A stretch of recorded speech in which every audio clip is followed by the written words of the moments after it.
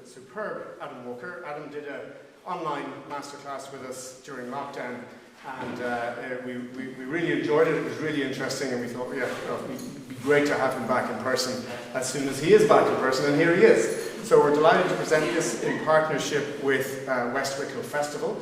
So Adam is performing, I'm afraid I can't say when. When are you performing? Last night. Last night. Adam performed last night. There you go. Yeah, so thank you, Adam, for being here today. And if I could just ask you, please, we are recording this session, so if you could please turn off your mobile phones completely rather than just sort of airplane mode, so you can sort of make sure that nothing's going to beep. The format of the masterclass is we have four players. So we have Martina Rosaria O'Connell, we have Rachel Nolan, Katrina Cuddy, and Michael Noonan, and our accompanist is David Lee. So thank you very much. Each participant will be approximately 40 minutes, and we will take just a very quick sort of 5-minute break after our second, so after Rachel, if that's okay. And then there'll be a short Q&A at the end, just a little chat, and wrap up around 2 o'clock-ish, or maybe a little earlier than that. So, thank you very much. Thank you, Adam, and we'll just we'll get started. Thanks, thank you.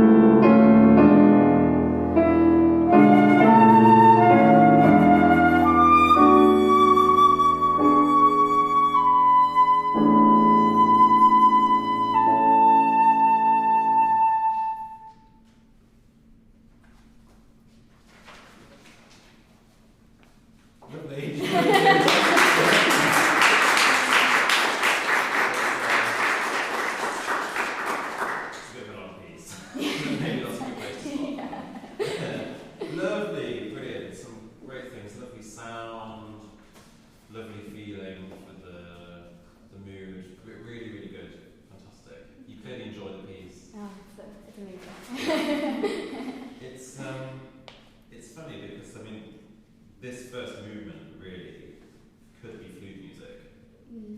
It's just like, we don't have to adapt it too much. It doesn't go down so low, there are no double stops.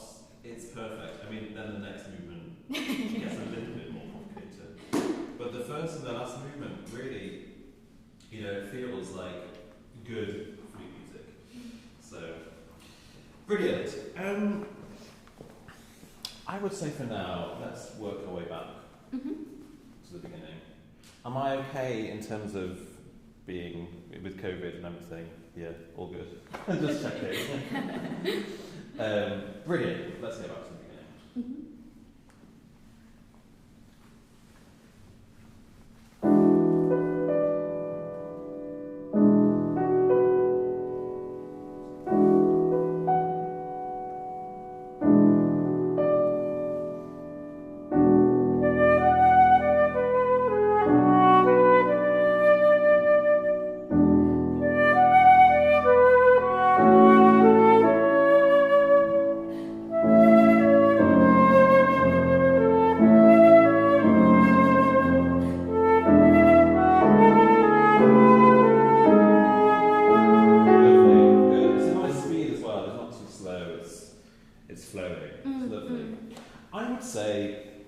When it comes to nuance, there's a fine line because we don't want to sound too mannered and too much like chalk and cheese. We want to keep a continuity going with colour.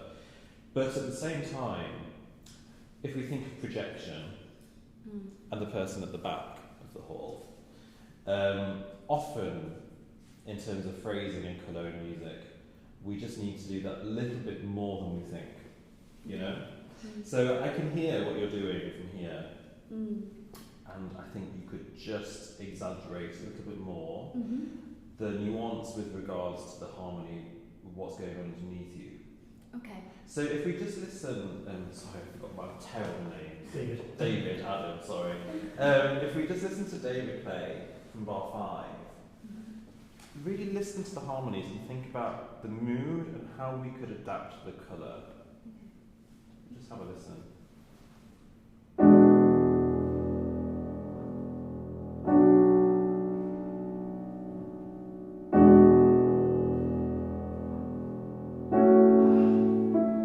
See, and then a bit unsure again. Repeats.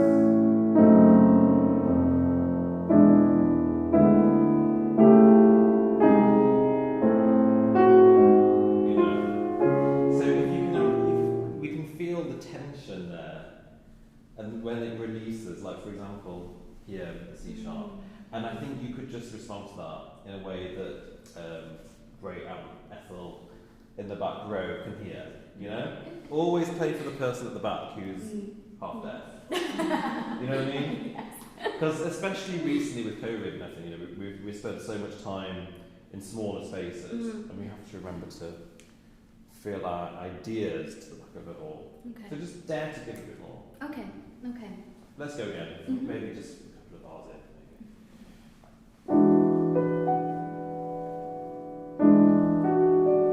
Minor.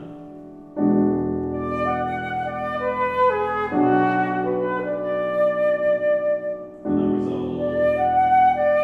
Smile. Great.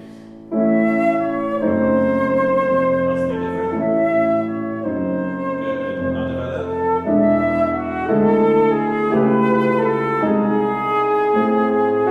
Sweet. Lovely. Something different. Develop. Good.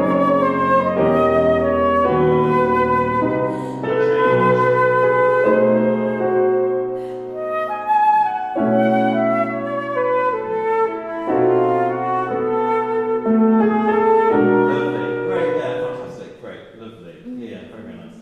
So all these, knowing where to kind of give and take a little bit more. I love the sound on the C sharp, and you smiled and it became major, but let us all remember that C sharps just need a little bit of kind of, you need to put them in their place. Because they're bright little creatures. And actually, I often it's worth adding just a little bit of a darker kind of colour to the C sharps in that region. Okay. Just think R kind of vowel. Lovely, very nice. So when you're dipping down into the lower register, in general for flute playing, it's just, I think, often worth, again, adding a bit more colour. Okay. Orchestrally, that helps a lot with blending. Okay.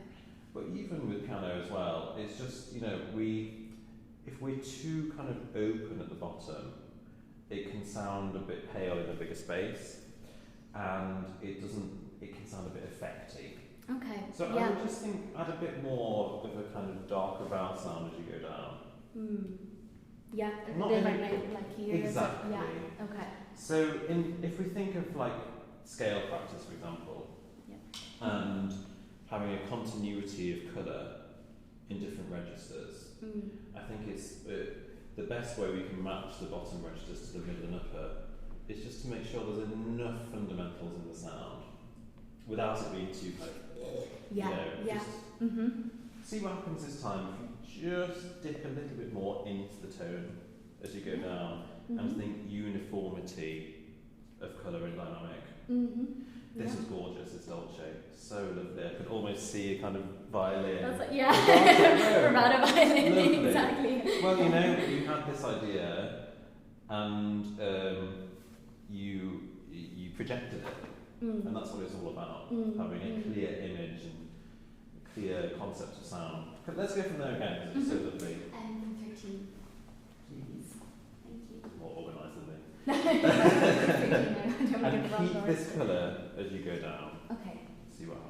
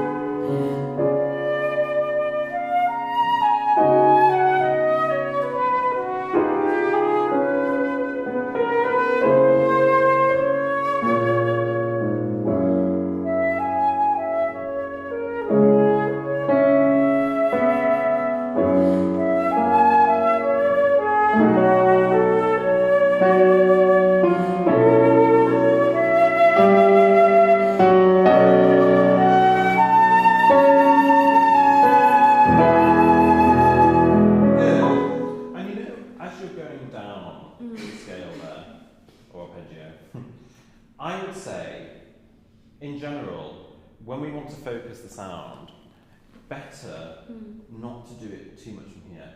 Okay. And I'm seeing you're a little bit tight here occasionally. Yeah. Not uncommon. But I would say often it's amazing what we can do by letting go here and just blowing air through the thing. Okay. Especially as you go down to the bottom registers. The moment we start to trap the sound too much here, you know, up close it can feel safer because it's like you've got the sound as an object, you've got hold of it, you've got it there. But in terms of letting it kind of sing and project, often we're much better off just letting go here. Okay. And not using too much kind of lip, you know, and jaws, keeping everything a bit looser. Something you can think about. Yeah. Lovely though, beautiful. Why don't we carry on for now? Maybe just a few bars into the next section. Yeah. Sorry, miss your solo. Yeah, that's quite all right. 45? Yeah.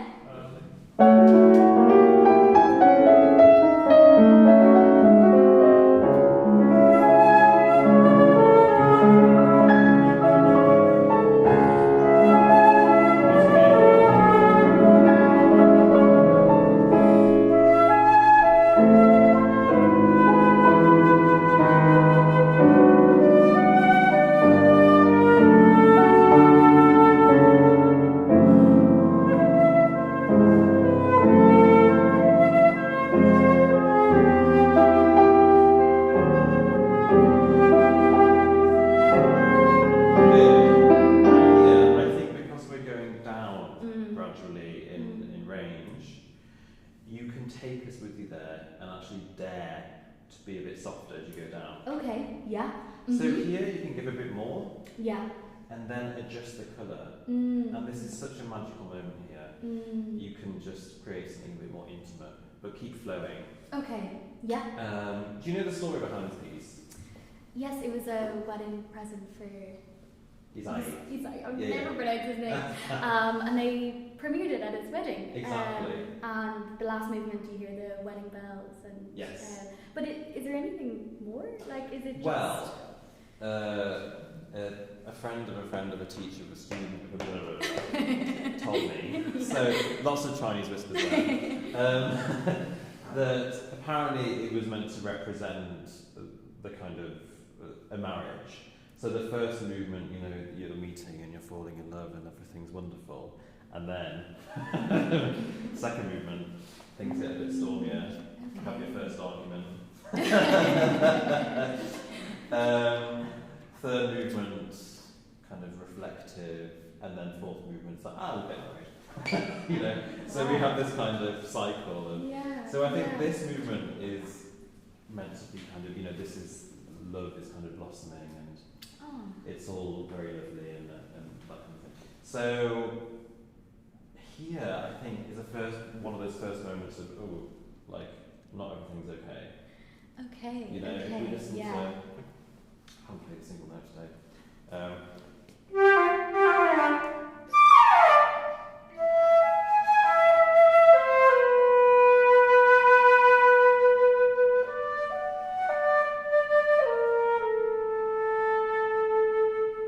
And then it's kind of.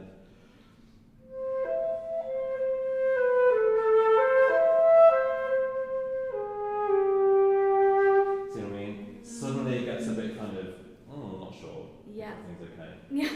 So you can take us on this kind of journey as you go down there. Shall we try again? Yeah, absolutely.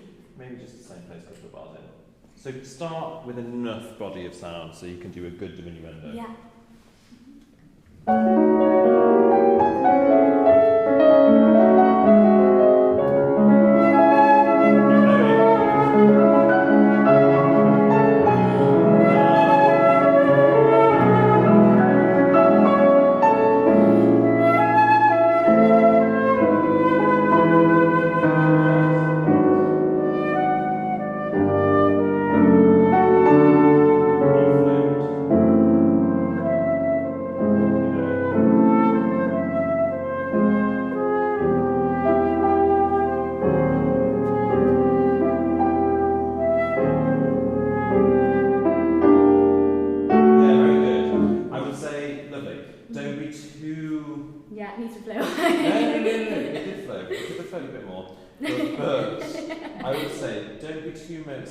Sometimes with the phrase marks. Okay, yeah. You know, keep in this period of music, we need to kind of keep singing over the phrases. So I would say keep the air spinning. Don't lift the phrase too much. Just give a good consonant. Okay. Yeah. And sometimes, and I say this to everyone, to myself as well, with repeated notes, often as flute players, we just need to give a bit more of a consonant than we would think. Okay. If it's the same note. Otherwise, it just kind of ends up sounding like one long note. You know what I mean? Yeah. But for example,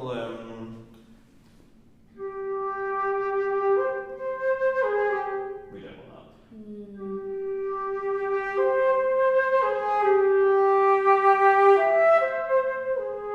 So the quaver is travelling. Okay. You know what I mean? Yeah. Think of this line that just keeps going. Okay. Musically speaking. Just one more time from 55. Yeah. Gorgeous. Oh, sorry. 55, sorry. Keep the sound spinning.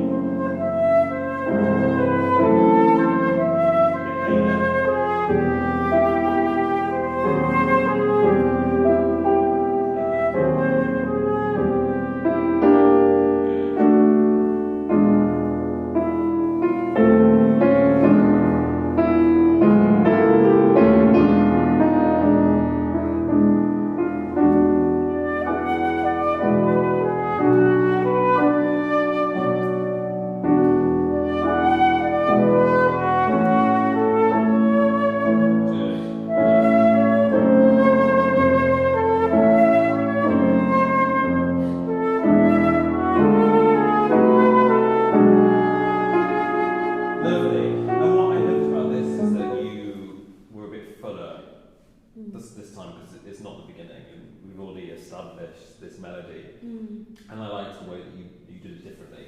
That was fantastic. I would just like to quickly try doing some long notes. Could you? What kind of practice do you do with like della sonority or this kind of thing? You tone. The tone B flat. Yeah, perfect. Semitones. Yeah. As published in every different language for €20, depending on the thing. Actually, Yeah. it's semitone. Yeah. Brilliant. Can I pick whichever register you fancy and just play some of your beautiful sound? Just long notes. Show us what kind of thing you do in your practice.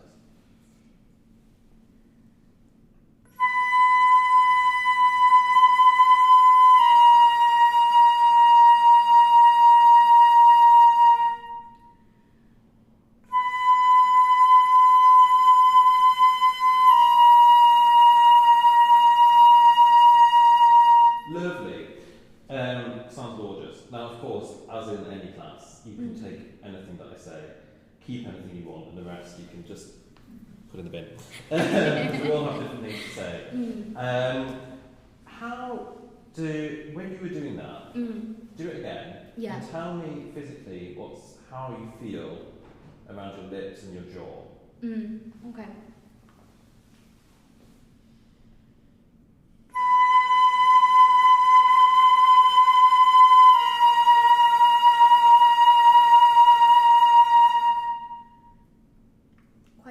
Relaxed. Yeah. Good. Did it not? Well, yeah. Is the jaw engaged? I think so, but then I try and keep these kind of relaxed with the sound, and then just really support. Yeah.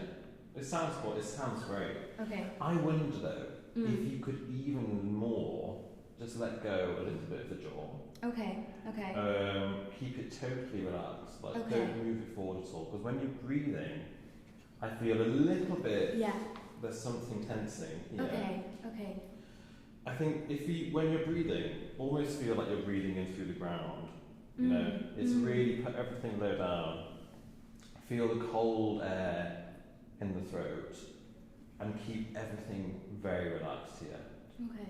We shouldn't ever really tense anything when we breathe in. Okay. So see what happens if you keep that very relaxed.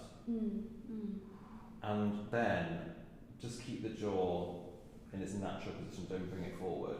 Okay. See what happens.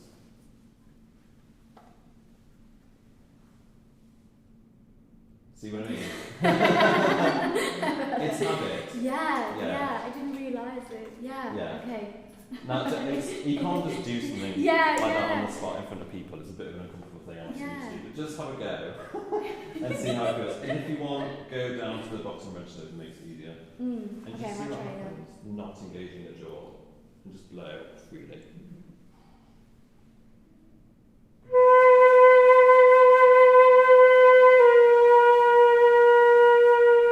Good. And just keep that air flowing free.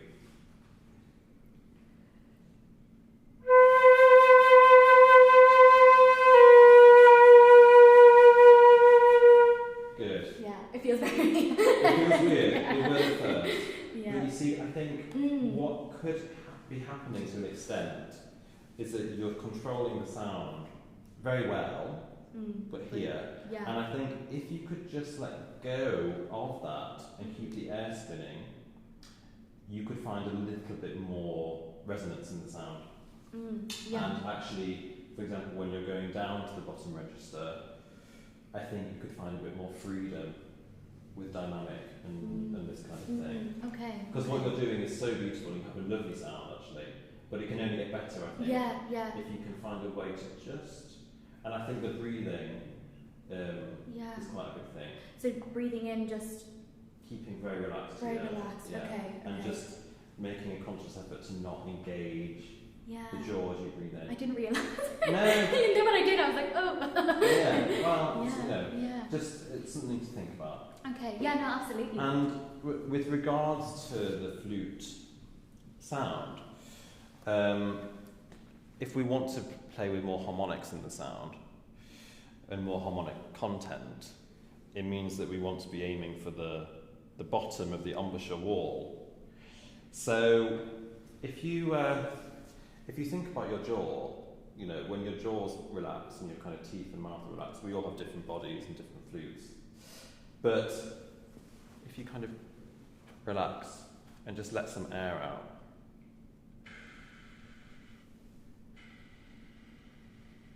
it's going down here. It's not going here. It's going a little bit down. Which is perfect for us as flute players when we're wanting to produce a sound with more overtones, because if the air's going at a slight down angle, it's going to be more likely to hit the bottom of the embouchure wall, which is where we have the juiciness in the sound. Which is why for quiet playing or different kind of colour, we sometimes, you know, we think about lifting the lips forward. We're more likely to do that for a paler colour, because then the air is going to go and hit the top of the embouchure wall. Okay. So if we're wanting to kind of produce a big juicy sound, it's much better and easier for us if we can relax the jaw. Yeah. And keep the teeth and the lips fast, because the air is more likely to go in that direction. Okay. Something to think about. Yeah, absolutely, yeah. Gorgeous. We probably have another couple of minutes, so why don't we hear a bit of this section and see what happens, especially over the larger intervals this time. If you can just think about letting go here and using the air. With large intervals, I always think about singing over the interval. You know what I mean? Yeah. So when you see a big interval, rather than think, I'm going to just keep blowing over this and singing and see what happens. Okay. It sounded so nice before, I want to hear it again. Why don't we just go from 71?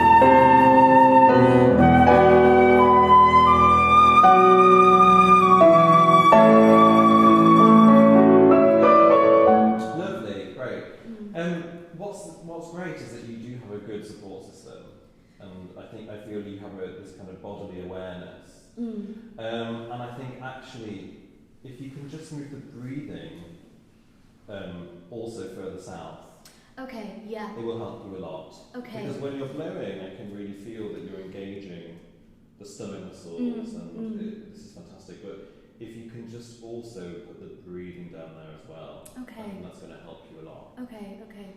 Really, almost kind of breathe in a low noise.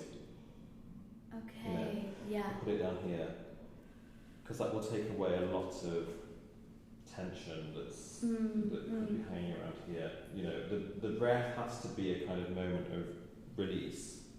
You know, when we're blowing the stomach with the stomach muscle, I think it's kind of like a squeeze box, or you know, those gallow things. And then the breath should be like a reflex when we let go. You know what I mean? Yeah. Play. Yeah. Let go, release, and I think you can just put that a little bit further down, and that will help. Yeah. Many things. Lovely though, gorgeous, so many lovely things, and I love that time you kind of really sung over those intervals and. Yeah, it really helps to just hear them. Embrace them. More, yeah. And I think often, you know, also with kind of, it doesn't exist in this movement, but like, you know, when we have trickier passages, to just keep using the air through them. You know, the moment we back off something, it becomes difficult. But if we use air as that kind of friend with so many things, nerves, difficult finger passage work, playing chords in an orchestra. Okay. You know, the moment we kind of back off too much, it sounds unhealthy. But if we can always have this healthy flow of air, it does wonders. It's kind of this sort of magic tonic that we can use. It's like the rocket for our flute playing. So just whenever you see like a big interval or anything like this, just keep blowing and singing over. It sounds really, really lovely. Can we just go now, zip to the bar 108 and find your sweetest colour, and then the penultimate bar, really go through a kaleidoscope of sound on the C sharp, really change that colour, respond to the piano. Okay. Let's try it, 108.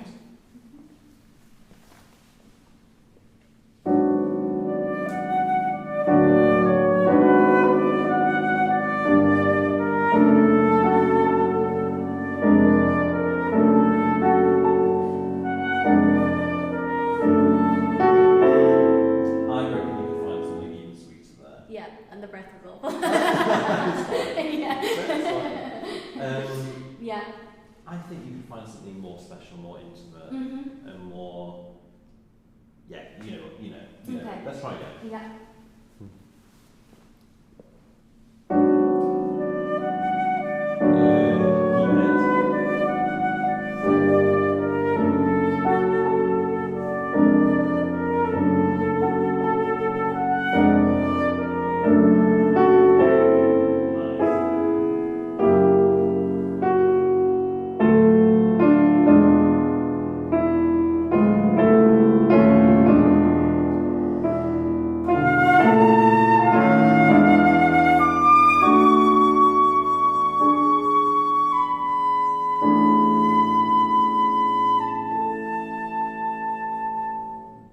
Good. So I think with the C sharp, which I kind of led you into something and didn't explain it, you can really kind of, if we think of this kind of tension, if we think of the sound almost like an object, and like elastic or something, we have this kind of tension and then you just release it. So often in a moment of tension, we don't want to use too much vibrato, because vibrato kind of is, this kind of, it doesn't add tension to the sound, it kind of sings. So you could think of it, we think we have to stop in a minute, 5 minutes, but if we think of it as kind of,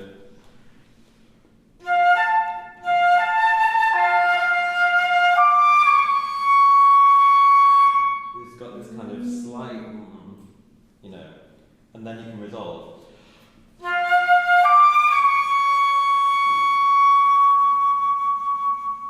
See what I mean? So you take us through this kaleidoscope. So I think you could enjoy that a bit more. Okay. And then resolve onto the last note. Do you want to give it a go? Just from your last entry? Yeah. Quite strident here.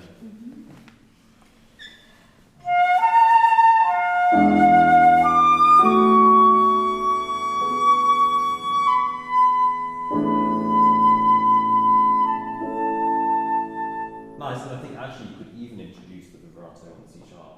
Just at the end? I don't think at the end. Let's listen to the piano. Can we just hear the penultimate bar? When does it release?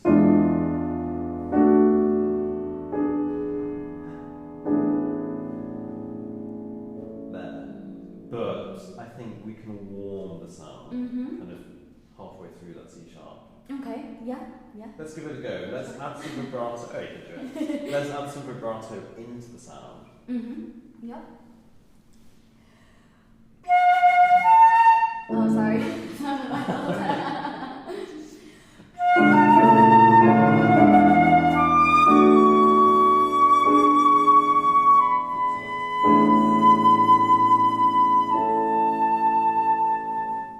Lovely, great. And what's so interesting is that I think when we're playing softer phrases or more intimate phrases, it's funny because, especially with students, I find it can be wonderful for a bar or two, but it's like a muscle that we need to keep. I mean, don't ask me about muscles, but it's like a muscle that we need to keep engaged. And often it's something we maintain for 2 bars, and then the second half of the phrase fizzles. But if you can do something so beautifully, if you don't sustain it, it shows up. So it's your own problem for being good. You know, you need, when you prove you can do something so beautifully, sustain it to the end of the phrase. Okay. As you would with a louder dynamic, you know. But quiet playing needs a lot of care and attention, and keep it there. Last thing about breathing, I would say, occasionally you are breathing a little bit too late as well. And I think you can just be prepared a bit sooner so that we're not moving anything before we attack the note. Okay. You know what I mean? Yeah. Because if it's harder to find the focus, but like a singer would breathe in advance and is ready. Yeah. Something you can think about. Could we just try the opening? And this time breathe 2 bars before, and the bar before you play, be in position. Yeah. Okay.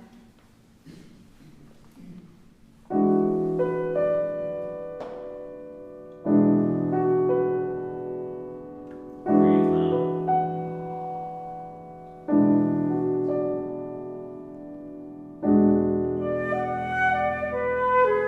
Yeah, exactly, much better.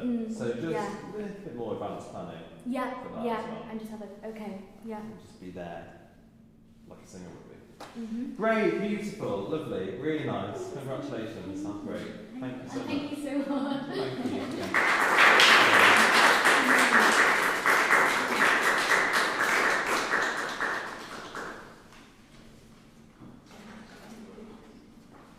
Oh, you've got your pen on. You are.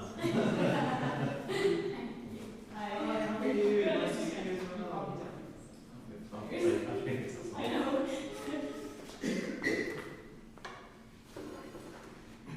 Which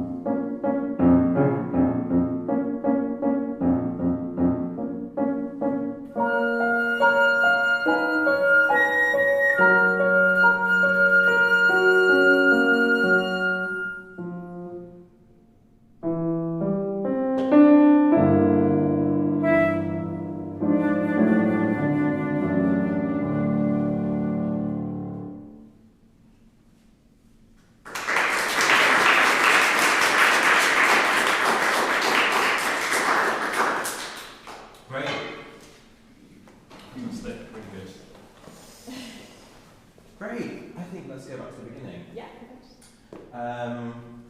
Exactly. That's a good recording. Yeah. So the nice that we've got the complete opposite in that an original flute piece that's basically been stolen by violinists.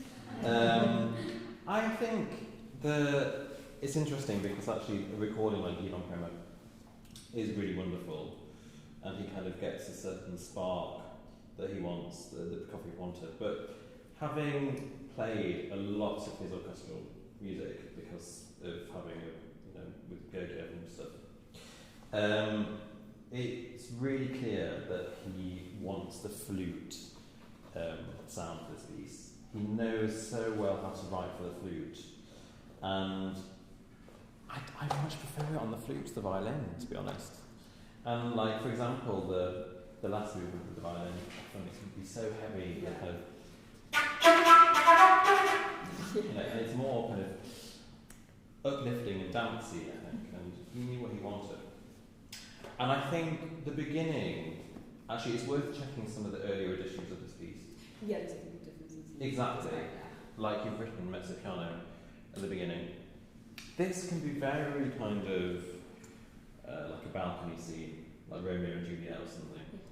Very sweet, lots of ballet melodies, and beautiful. And then of course as the movement progresses it turns into something more brutal. But I think at the beginning you could find a really sweet sound. Maybe think a little bit rounder here, think a bit the vowel sound a little bit more kind of ooh colour. Yeah. Let's give it a go. Really beautiful dolce.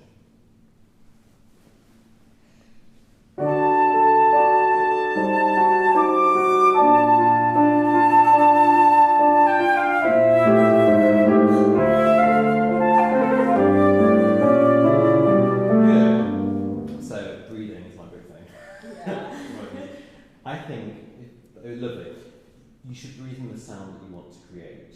Okay, yeah. And you were quite kind of but we don't want that sound, We want to spin this long, beautiful line. So if you really breathe in the sound you want to create, long and calm. Yeah. And I think, don't do that in the mini window. Think of the 4-bar phrase, keep it going. And in general, all of this motif, don't faff around rhythmically too much, just kind of sing through them. Yeah. Lovely, let's try again.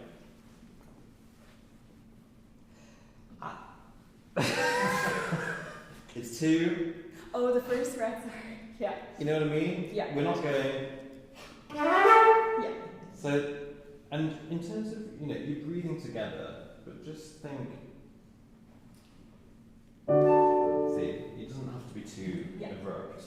It will really affect the sound. I'm not just being pernickety.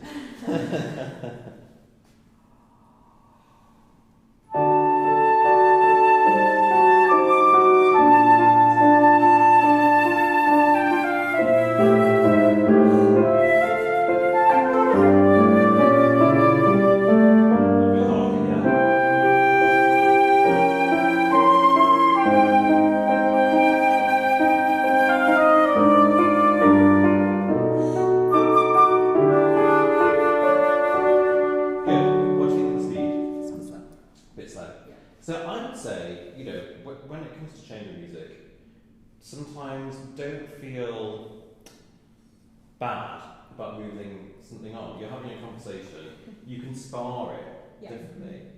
So just move it on if that's what you want. Don't feel that you have to be stuck. And that's not a problem. I think you could maybe think a little bit more about the teeth being slightly more open. When you're playing, think of the inside of the lips more than the outside of the lips. And think kind of warm and open in the mouth, like you've just eaten a slightly too hot chip. You know what I mean? And don't think of this, think of this. Think of kind of liquid, moist sound. Let's try. Good.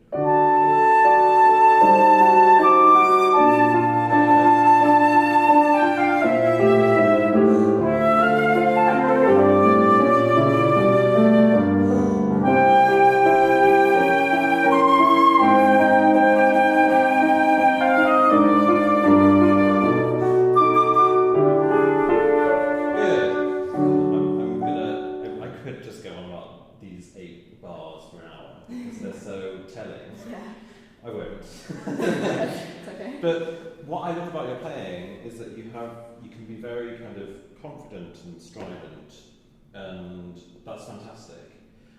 I think you could maybe think about, because it's there, but just to give variety to us and for yourself, the kind of more caressing side of your playing, you know?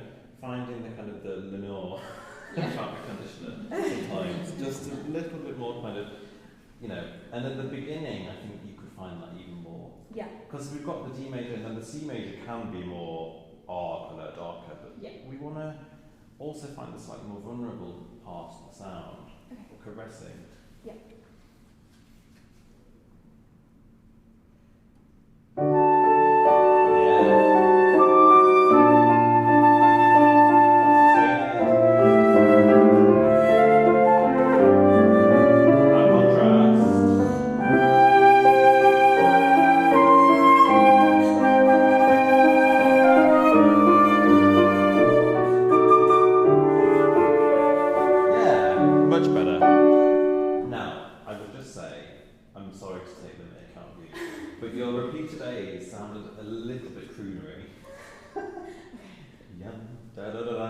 It was cool, but I don't think it's. I prefer the straight. Yeah. Don't fuck around with them. Yeah. Or it just sounds a bit self-conscious. That was gorgeous, though.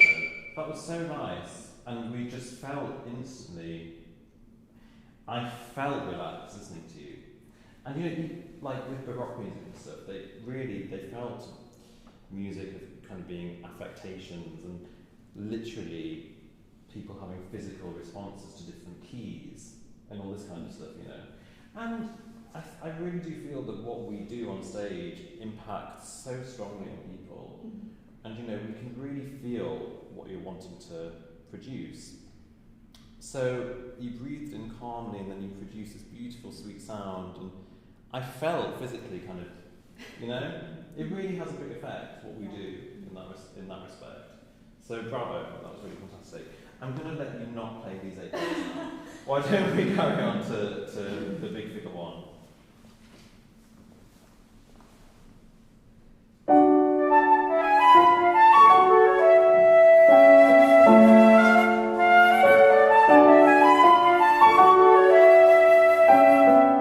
What's the dynamic? Piano. I have a crescendo written in, that's why I did that. Should I not do that?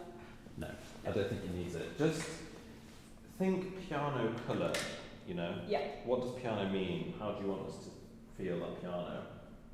So it doesn't mean you have to be like hiding, but just different colour. Now for me, this section is kind of a bridge section between the opening and this, which is more classic. This is kind of nervous energy. So just be very kind of mindful of the articulation. Then a bit of military, but quite contained and held.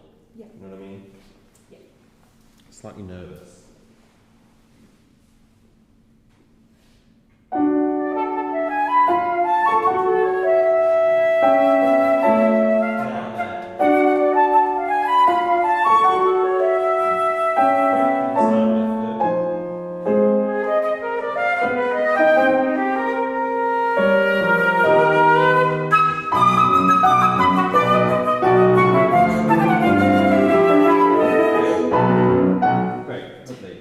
Articulation is our friend. We can't do double stops. We can't do octaves. You know, but we do have colour and articulation. And here is somewhere where we can really vary that. Yeah. So I would be quite sure here.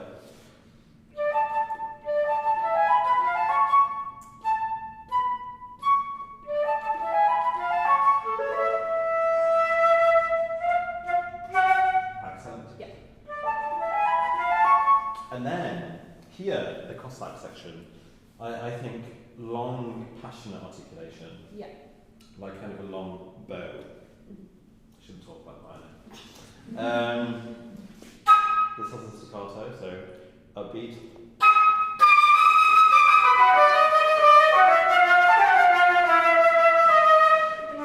Whatever. Just keeping the sound sound going Yeah. and a bit longer. A bit longer, yeah. So we have these real contrasts. Let's have a go. Back to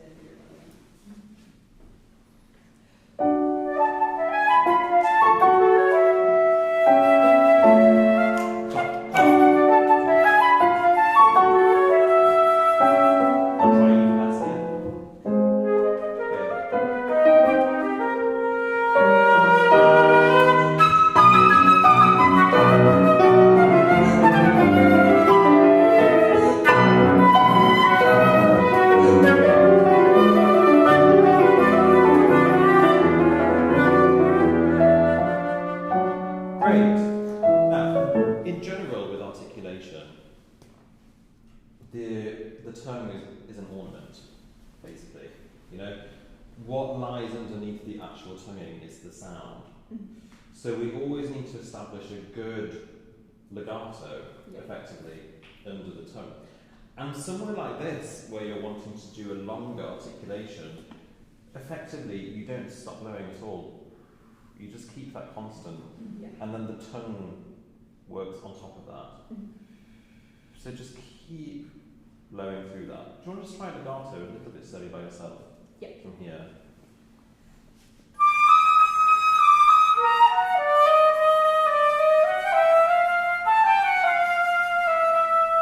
Good. Let's just try literal legato. So take out all the tone.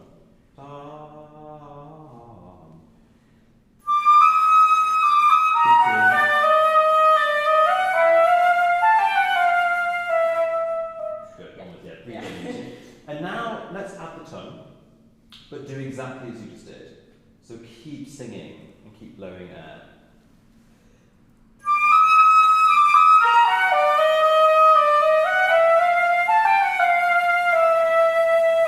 Good. Be natural. Sorry. And this time just add a slightly more clear consonant to the tongue. Where are you tonguing? Back of my teeth. Back of your teeth. Yeah. Yeah. So just be a bit clearer with the actual articulation. Yeah. Like a little bit more tenuto marked, but keeping that kind of singing going. Yeah.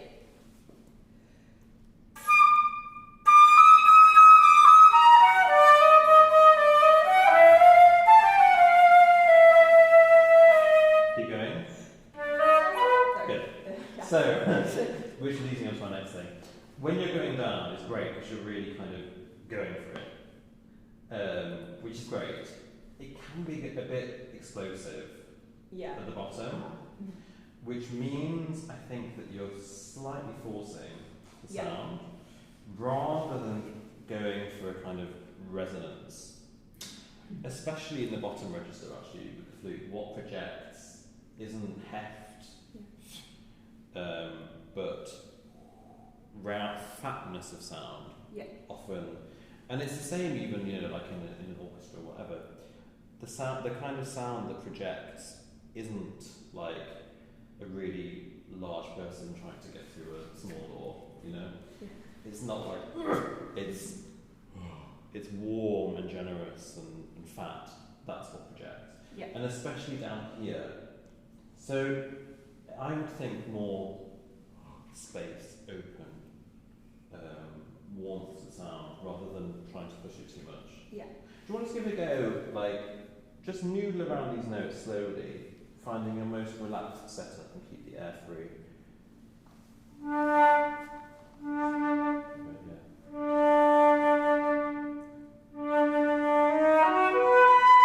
Good. Yeah.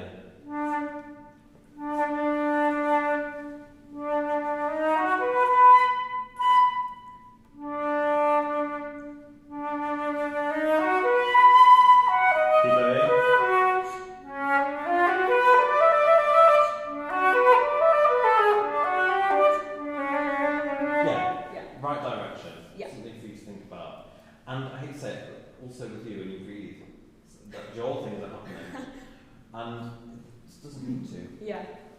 This doesn't really. I mean, in terms of quiet playing, the jaw can be slightly engaged, in my my opinion. But often it should be that the jaw is following the lips. Yeah. You know, we should never be led by the jaw. Like, if we think about playing something quiet,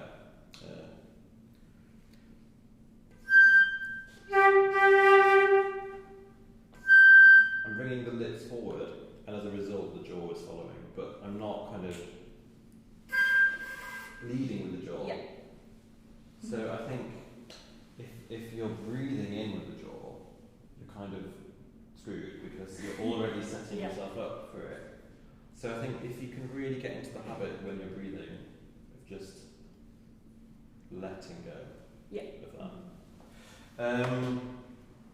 Great, can we try slightly into tempo with the piano from the Kosaki bit and really think about warmth and singing as you go down. Take the risk, and if it sounds crap, that's good. Okay. Often, for something to improve, we have to have that moment if it's not working. Yeah. You know what I mean? Yeah. We'll just see what happens if you can let go. Yeah. Do you have that right? Sorry. That's no problem. 5, 4, 2. 1, 2. Yeah, perfect. Yeah. Thank you. A bit over tempo. A bit under tempo. Keep lowering.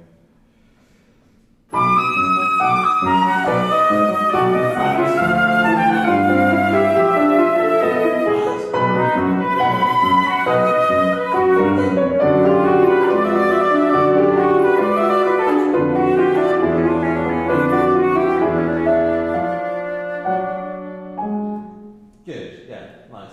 So it's interesting when you listen to other people play the flute, like your colleagues and your fellow students in a bigger space with another instrument, because the very bottom notes often just don't project as well as the others. Yeah. So, and that's inherent about instrument. That's just what happens quite often.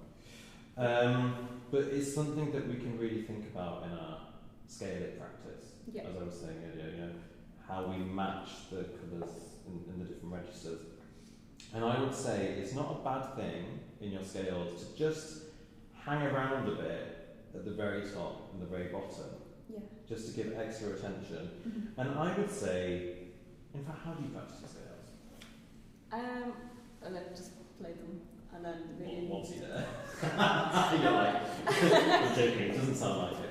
No, I would just, I'd play through like all keys, just, I wouldn't do anything like special. Pick a scale and show us how you practice it. D major. I just.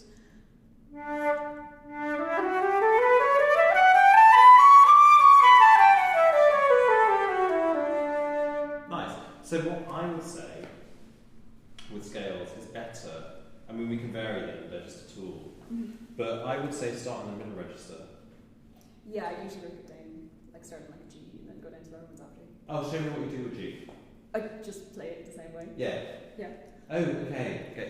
Sorry. So what I would say, move it up an octave. Yeah.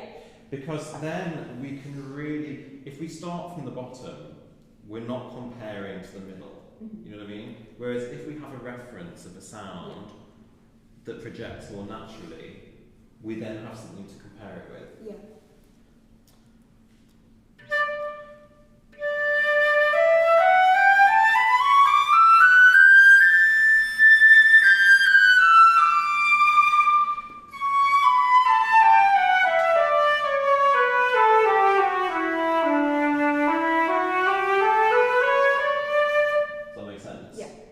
Whereas if you start at the bottom, you're more inclined to be in your comfort zone. Yeah. Do you want to give it a go? Yeah. Start somewhere, kind of pick your favourite key. Can I say good D? Yeah.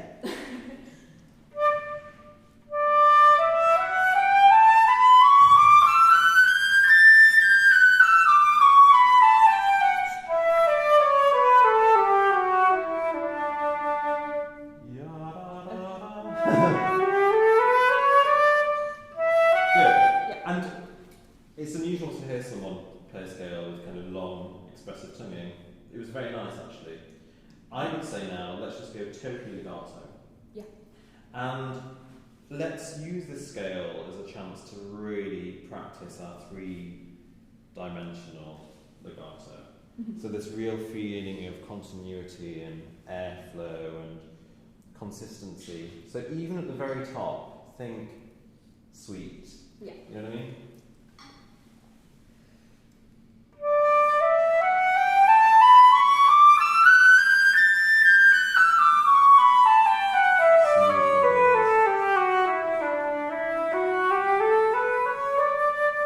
Good.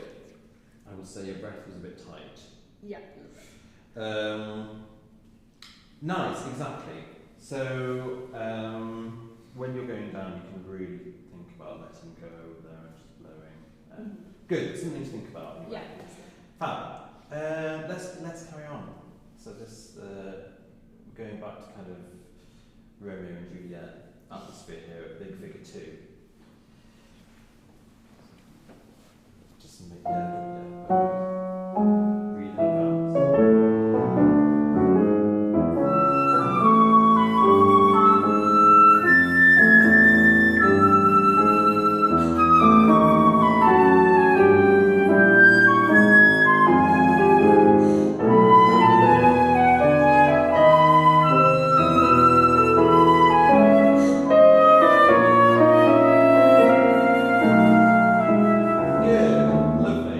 So with this section, we have to not turn it into too much, we don't want it to feel at all dancey. And if we have a dotted rhythm, often something can, da-da, da-da, you know what I mean? Yeah. But actually, we have to make it, no bumps.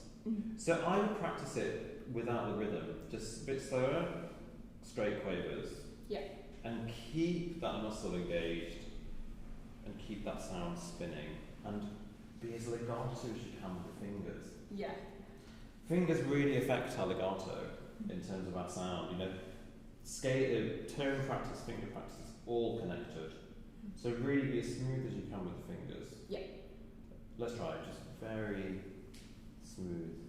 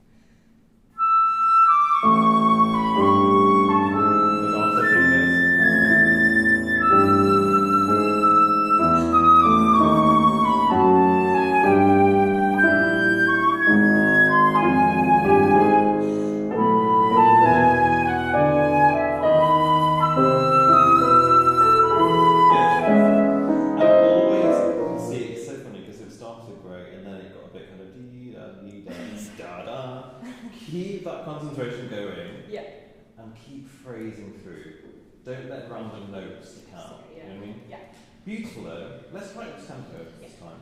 And if you want to add some vibrato inside the sound, feel free.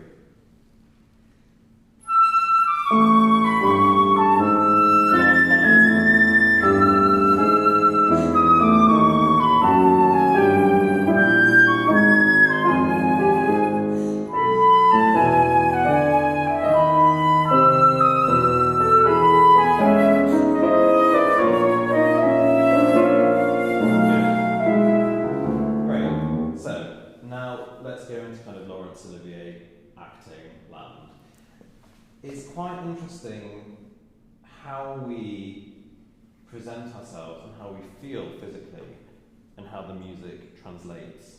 And that time, I felt you were a bit stressed or a little bit uncomfortable. And actually, let's think about this. This is a long line, like the beginning. We want to present and spin this long, beautiful line. You can set yourself up for that and actually be quite still. You know, just think ahead.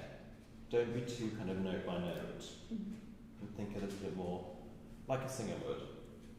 You know? Present how you want it to sound. Can we try?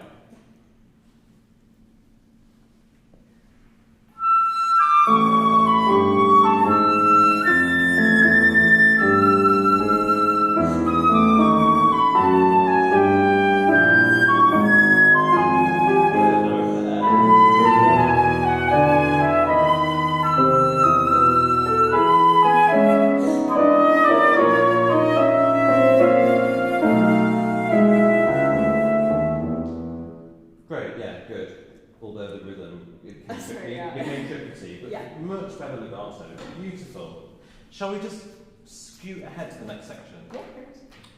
So big figure 4.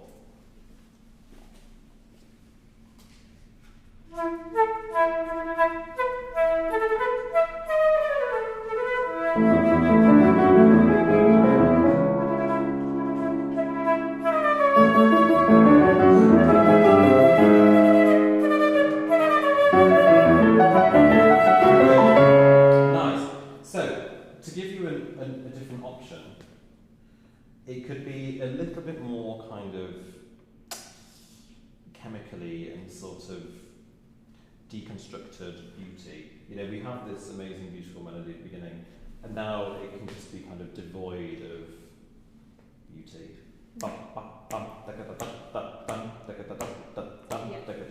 And actually, I would say keep the articulation uniform. Oh, okay. This idea, you know, he wrote this in the war. This idea of taking an ideology of a society that works and everything's beautiful when actually it's the complete opposite. Yeah. So this can be, thank you, this can be just more obviously not nice. Perfect. Yeah.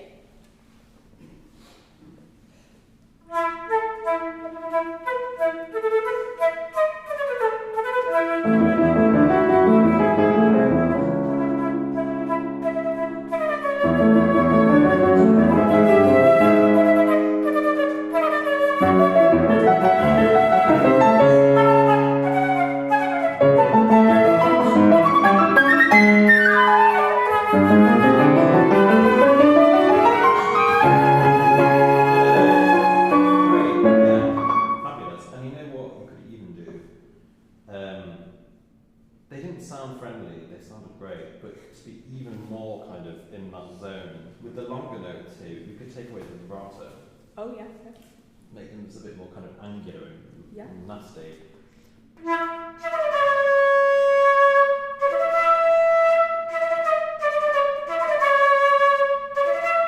If you want to. Yeah. You don't have to, but just something to turn to the mix. Do you want to give it a go?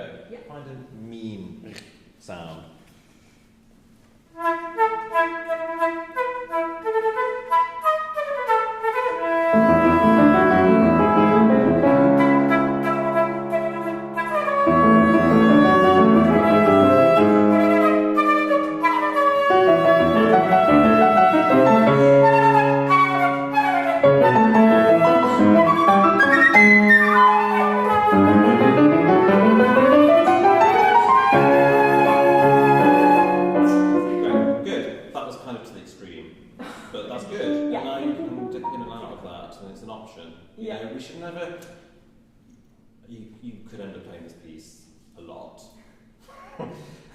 Along with the Poulan, Juicy Trio.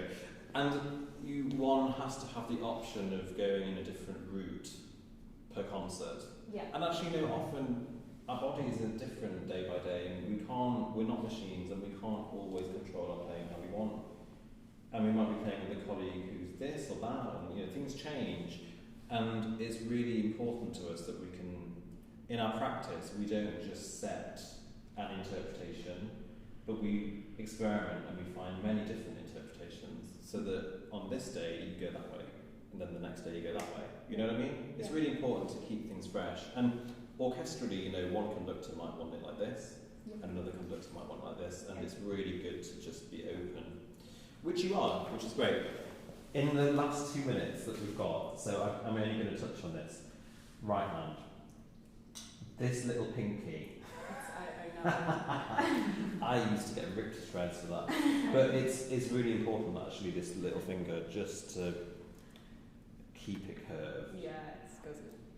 Yeah, and I would say just, you know, the kind of average Joe Bloggs walking down the street has the perfect posture for playing flute, because actually, if you just have your hands naturally down your side, if you imagine the flute which is kind of hanging there, and you just swing your arms up to the flute, and without doing anything, you have the perfect position. Yeah.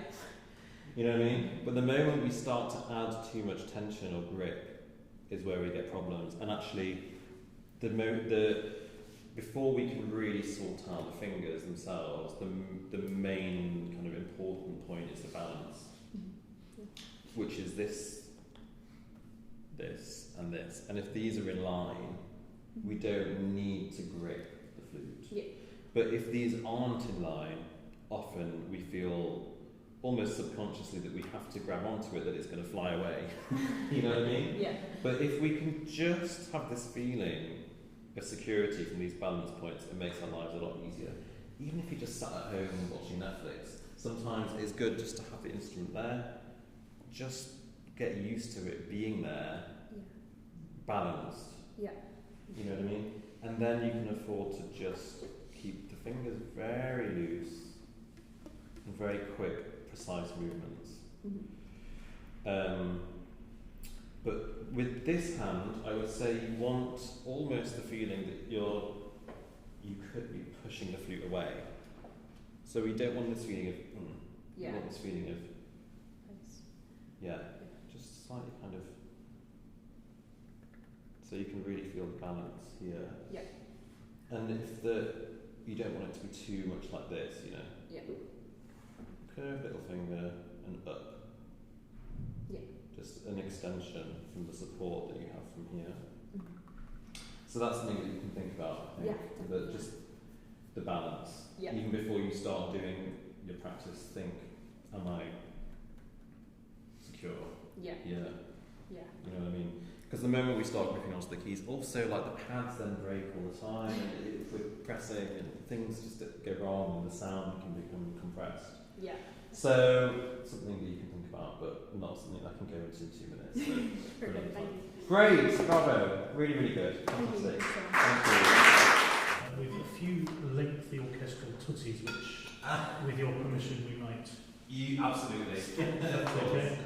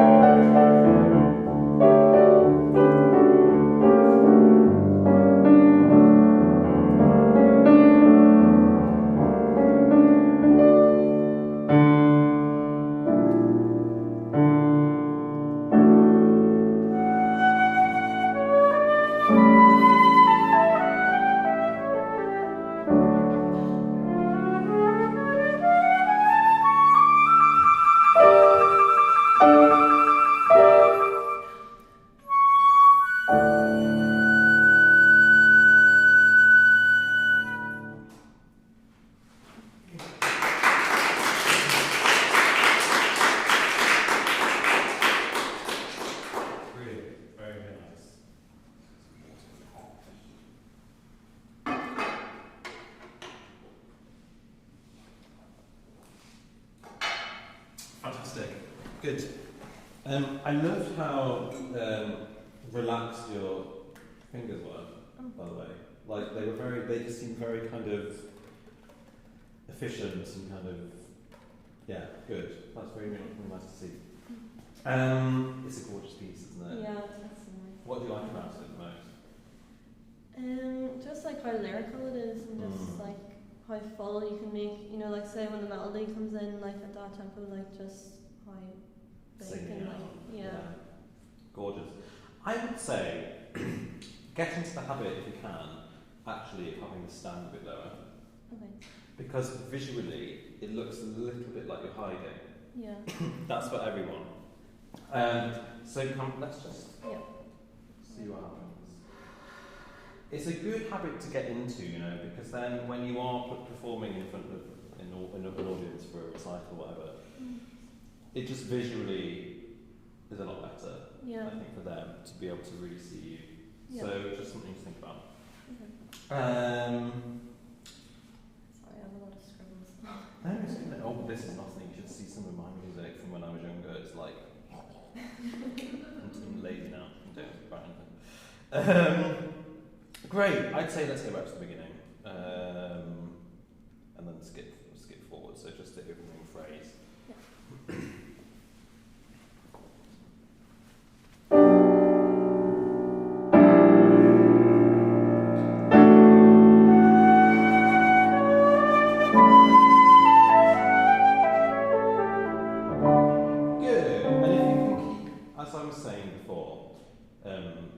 To the other guys, maybe just as you're going down this arpeggio, just keep that air going and the sound. So you're phrasing all the way down to that bottom D. Yeah. So just keep. Do you think to keep the dynamic the same down to the low D, or? I think so. Yeah. But if we want to do that, it means we have to invest a bit more energy on the bottom notes. You know what I mean? Because at the moment, it sounds like a diminuendo, but I don't think that's what you actually want. Or if you do, I would suggest doing the opposite. So just keep singing down that arpeggio. Let's try again. This is in part 3.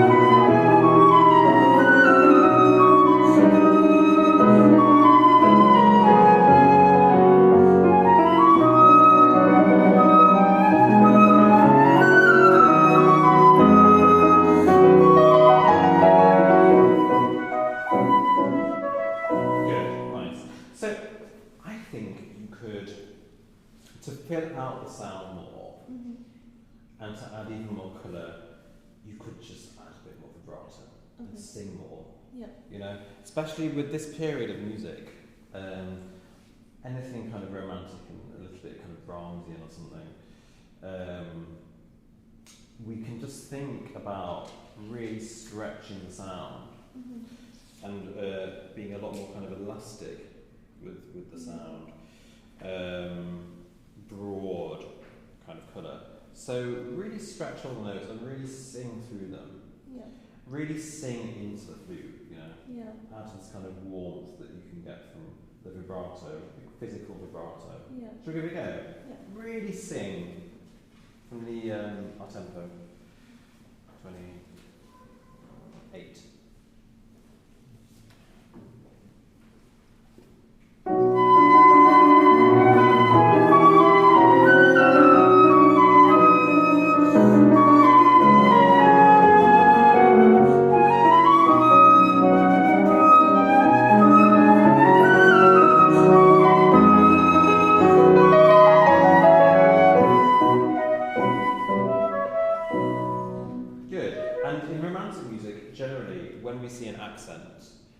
It means kind of could or something, you know, kind of really warm that note. Yeah. So these accents can have even more of a kind of vibrato.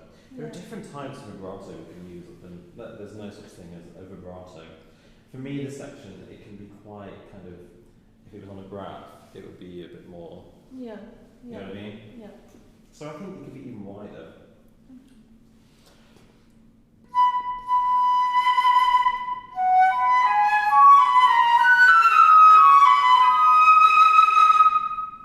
Kind of from here. Yeah. Where are you vibrating from? From here? When you're using vibrato, or is it more up here? Or I don't know. I feel like it should start from here. yeah. Yeah. I think exactly, and it should never just be in the same place. Yeah. But I think for something like this, think of it as being a bit lower, Okay. like a singer. You know, really feel it from the diaphragm a bit more. Just by yourself once from the same place.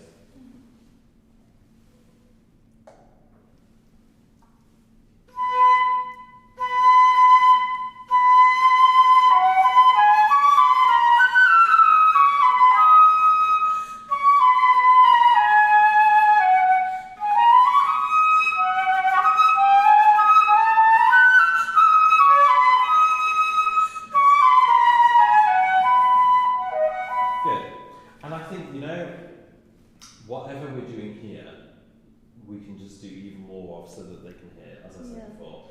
I think you could sing even more. And for now, if you need to breathe, you know what I mean? Yeah. Don't sacrifice the end of a phrase by not having enough air. Yeah. You know?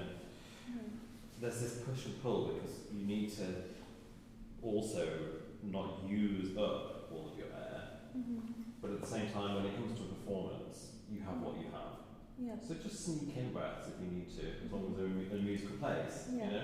Yeah. Having said that, we have to think of air like money, you know? You can't spend all your money in one go. You've got to keep checking your online bills and like not get rid of everything in one go.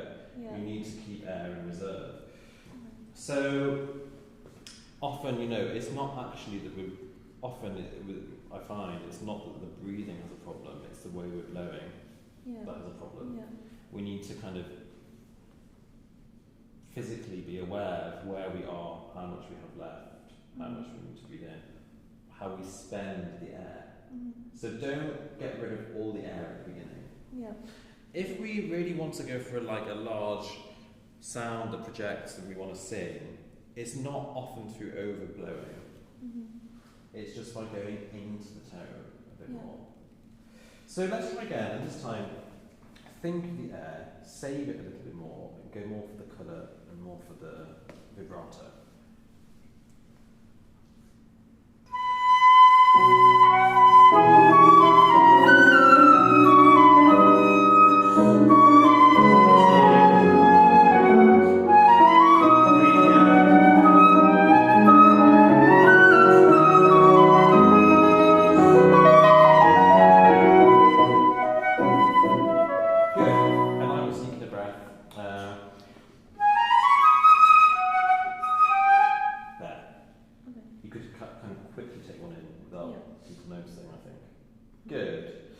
Let's continue for now. Let's go from where we just stopped. So C before B.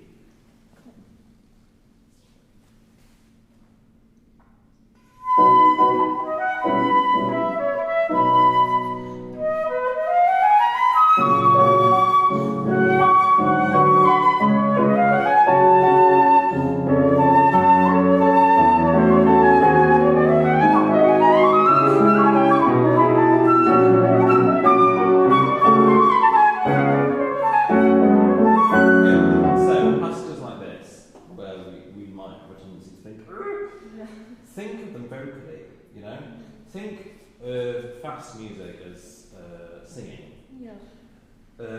Really fill out the sound and keep blowing, and almost as if you were using vibrato on every note. Keep singing.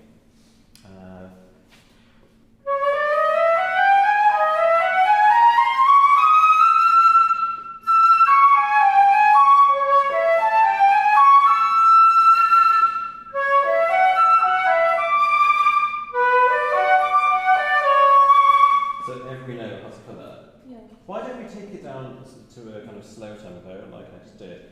Really sing every note. So if I had like a remote, I hate to say this in the digital age or whatever, but like if I was to pause you, God forbid, I would get a beautiful, big, sung sound. You know what I mean? Every note. Just from here. Enjoy the sound.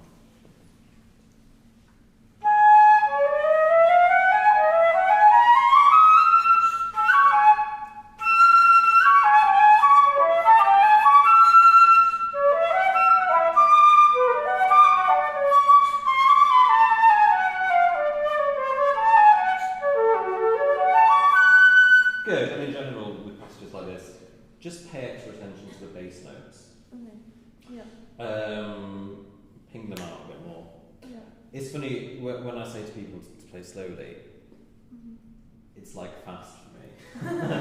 Really, indulge in taking things really to a slow tempo, really giving yourself that time and space to get to know the intervals, the sound, I think you could go even slower. Okay. Good. Try it again. This time, see what happens if you can be a little more relaxed here.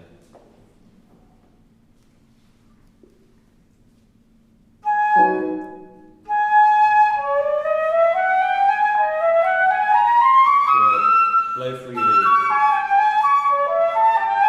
Good. Keep that going.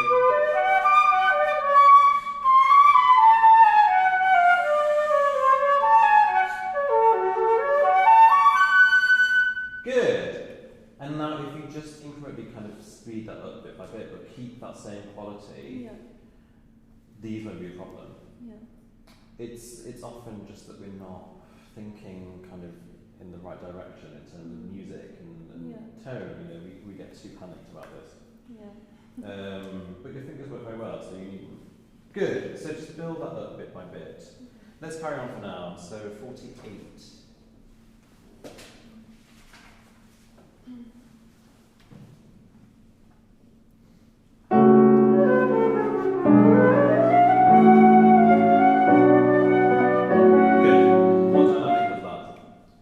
What do you think that dynamic was? Being mean, sorry.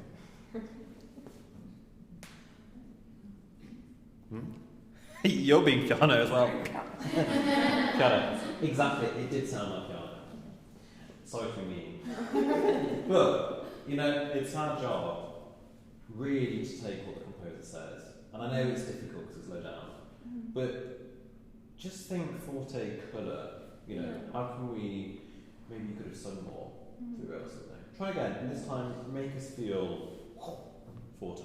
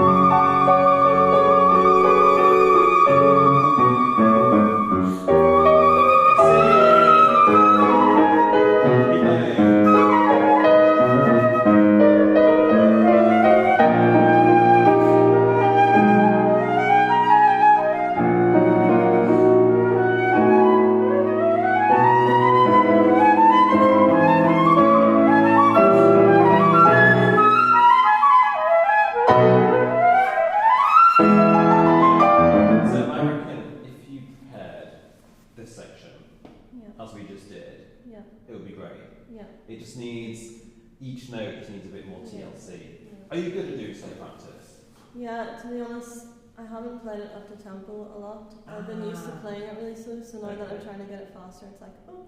So it's not quite, no. You need a bit more time maybe with it just to kind of build it up. Because when you did play it slowly, it was really fantastic.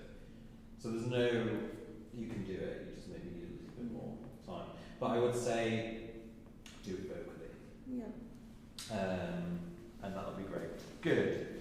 Yeah, so the bottom register, I think you could just find a way to get a bit more power in the sound. Yeah. What do you think? How do you feel about the bottom register? It wouldn't be my strength. Why do you think that is? I feel like my tone's improved and all that. Like it used to be really wolfy, airy. You've got a lovely sound. still trying to work on trying to like make it bigger without like forcing it or like making it go sharp, you know. Yeah. Why don't we just try some long tones in the bottom register? Yeah. See if I can be of any use to you. Pick your favourite note and just enjoy some nice long.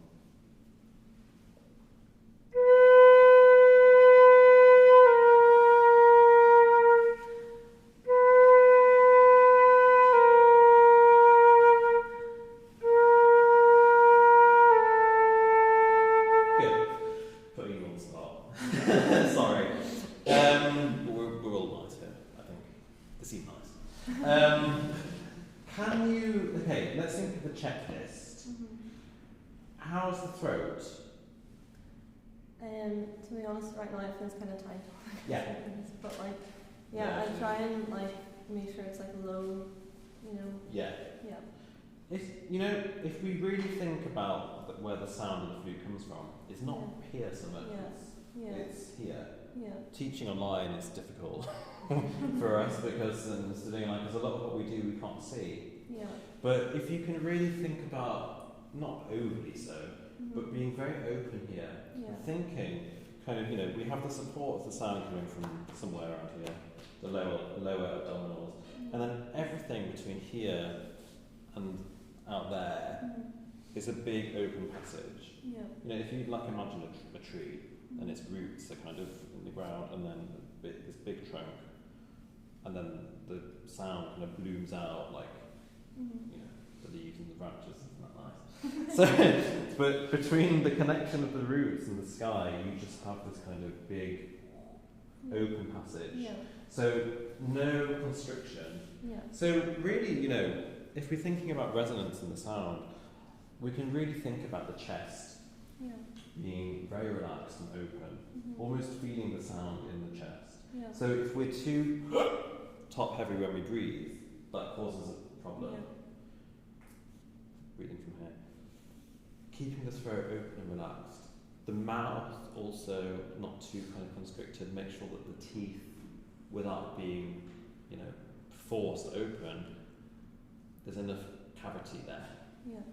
And then the embouchure, not too tight, keeping everything a bit more relaxed here. Those are my kind of checklists for when I'm doing long tones. Yeah.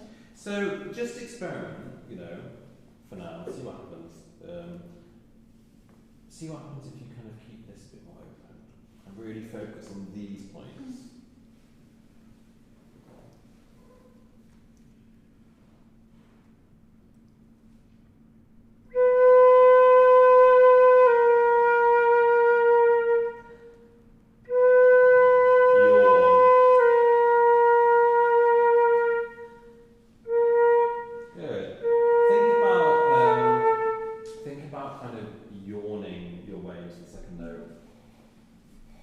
This feeling of warm air.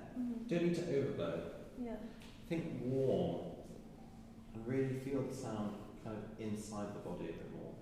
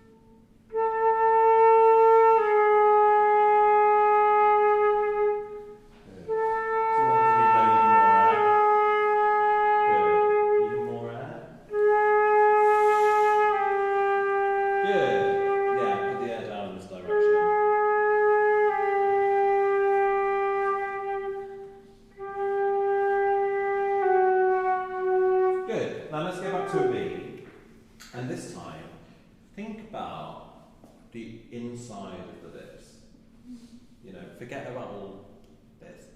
Think the embouchure is kind of, if you can all pout, ridiculously so, like Patsy's doing, and then try and open the lips the tiniest possible amount that you can so that I wouldn't be able to see, those are the muscles inside the lips that control the embouchure. So the rest of the lips can be very supple. So this time, just see what happens if you have an awareness of the inside of the lips. Just kind of experiment a little bit with the size of the embouchure hole, maybe try a bit smaller, try a bit bigger, and pair that with this freedom of air and see what happens. And hear the sound in your head that you want to create. Rich.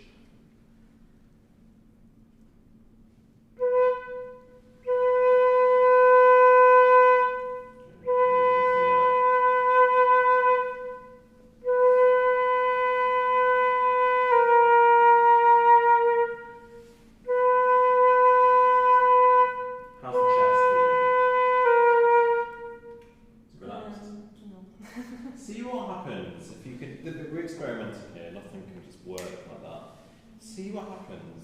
Breathe in the sound you want to create. Breathe from the lower down. Keep this relaxed and see what happens if you can just feel the cavity here and here. Let go of the shoulders and the chest.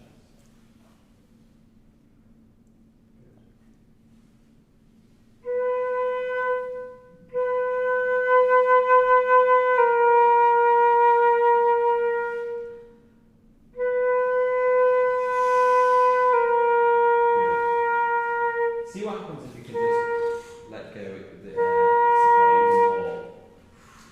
Good. A bit more.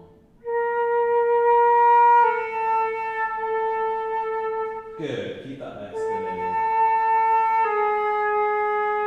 How about the teeth? Dave Miller? How's the throat?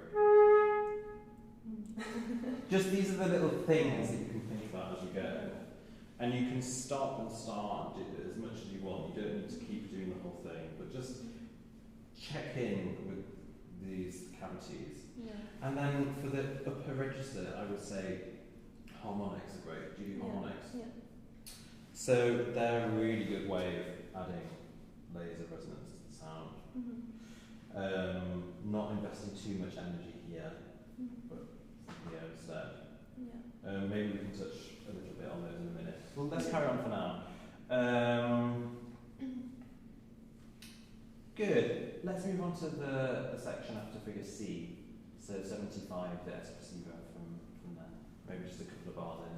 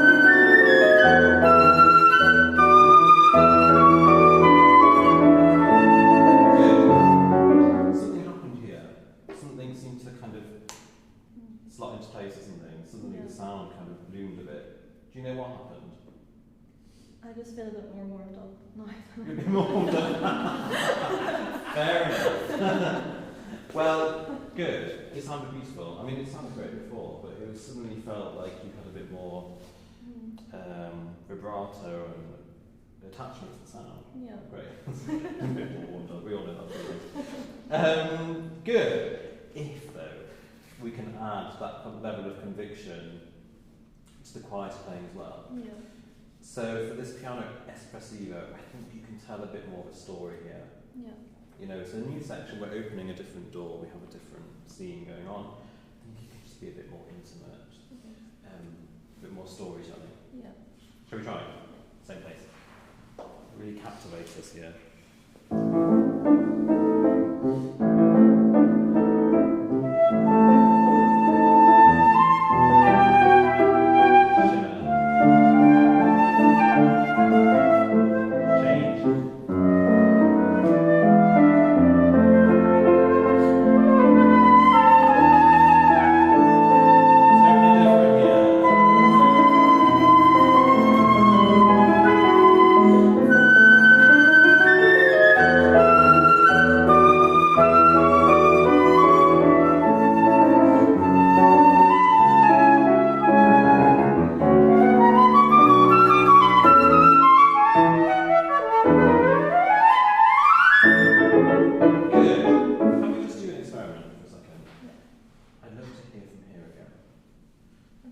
And without moving the flute away, I'm going to ask you to play these 2 bars, and then I'm going to give you an instruction.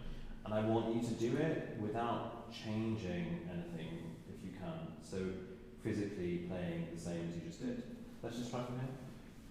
Just by yourself.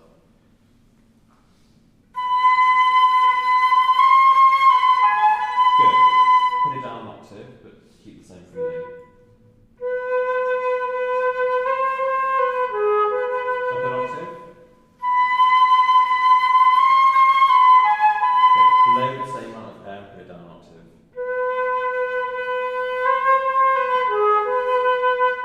Much better. Can you hear the difference?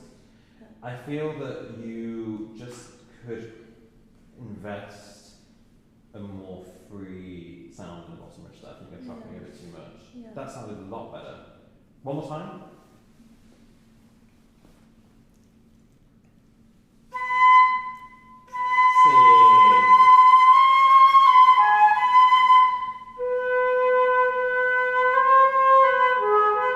Sing a bit more.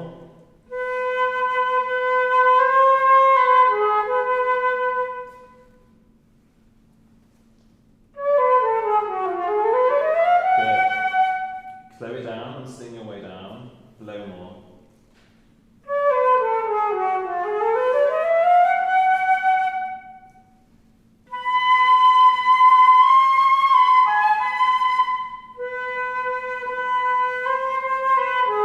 Slow down. Yeah, much better. Yeah. Good.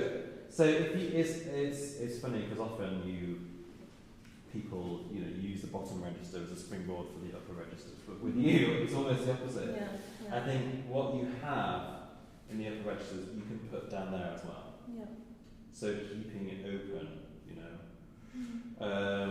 Good. Fantastic. Good. Can we go to the section after D? So let's go from D actually. 93.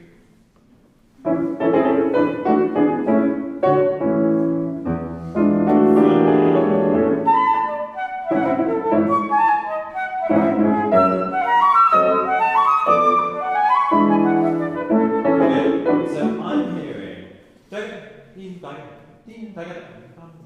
and so Ethel's gonna hear half of that. You know what I mean? Can you just give us more at the bottom? Okay. And in terms of mood, I think a bit more capricious, a bit more fun. Go for it a bit more. You know what I mean? Really change. Same thing?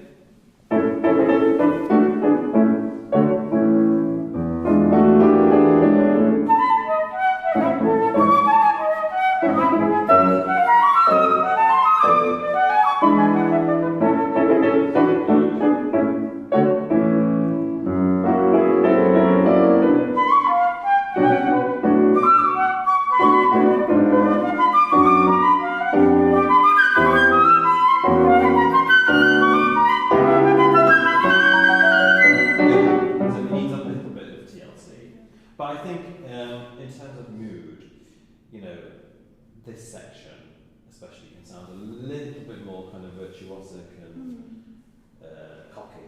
A little bit more kind of swagger and fun and show off. Yeah.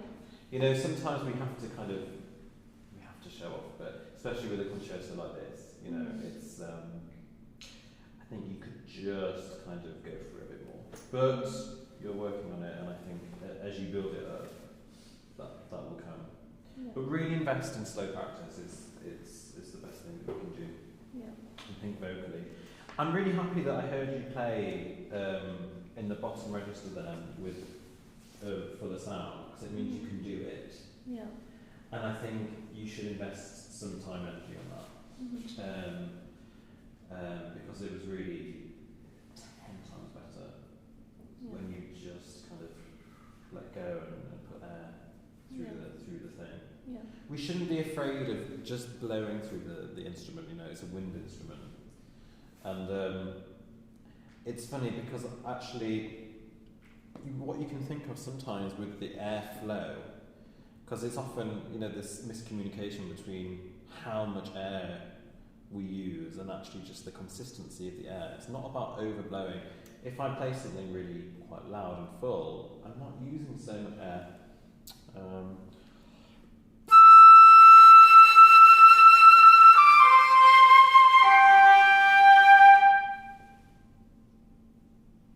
It's not, but it's consistent. And sometimes, you can think of the air a little bit like water. If you imagine that you have this kind of like constant stream passing through the flute, and the moment it's too much, it's going to spurt out like the sound. The moment it's too much of a drip, it's going to sound unsupported. But just keeping this consistency of airflow is quite important, I think. So you could imagine that maybe that you're sending the stream through the instrument. And then of course, we have, I think it was Moyes who said, that sound, it should be like a fountain, just flowing naturally. And if the tap is too open or closed, it's going to spurt out. And we can think about how we manipulate the embouchure hole in terms of controlling the sound. But really it all stems from here. Anyway, blah blah blah. Fantastic, good, beautiful, and your fingers are great. Don't stop that kind of lovely technique that you've got set up there. That's really good. Keep that going, and just invest a little bit more in this. I think. Good, bravo, nice, well done.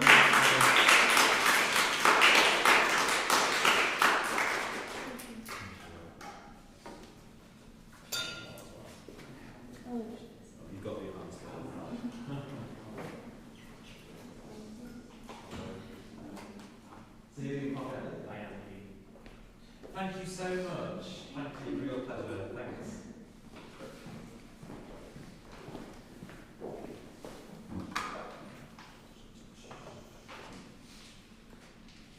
Quite German second half.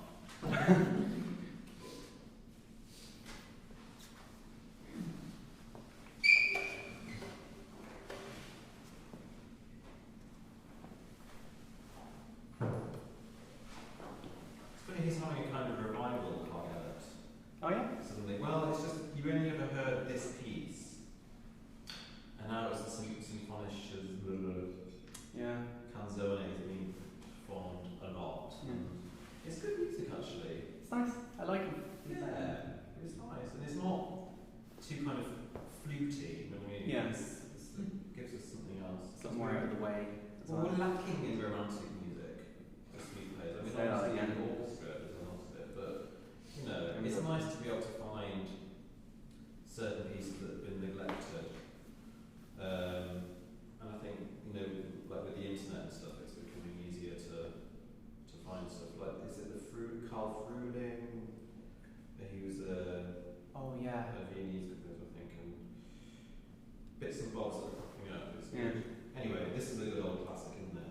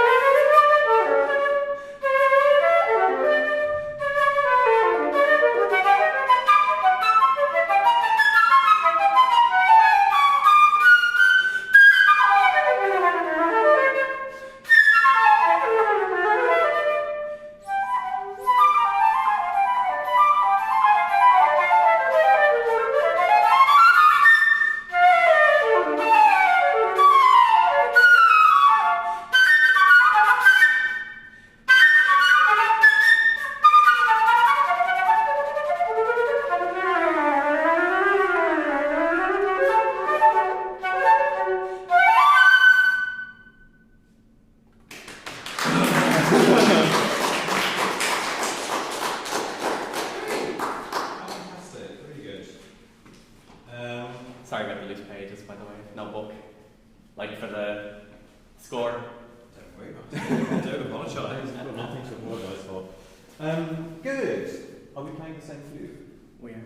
That's funny, isn't it? Is it literally the same? Yeah. Wait, turn it on. On the back, it should say. Oh, it doesn't. That says that. Yeah. Wait, 998. Yeah, 998. Yeah. Oh. Same thing. Yeah. If you're ever interested in selling it, I'll buy it because I want to get a spare. Sure. When mine breaks, like last night. Oh, if you bought your flute. Oh no! If it means anything, look. See, it stays down. I have to get it repaired. Okay. Yeah. So don't worry. There we go. You would have been playing That's on. so funny. They're literally the same flute. Yeah. Both broken. But broken. Both broken. We won't say the name of the brand. Good. Great. Okay. Fab. Well, look. As per, let's go back to the beginning.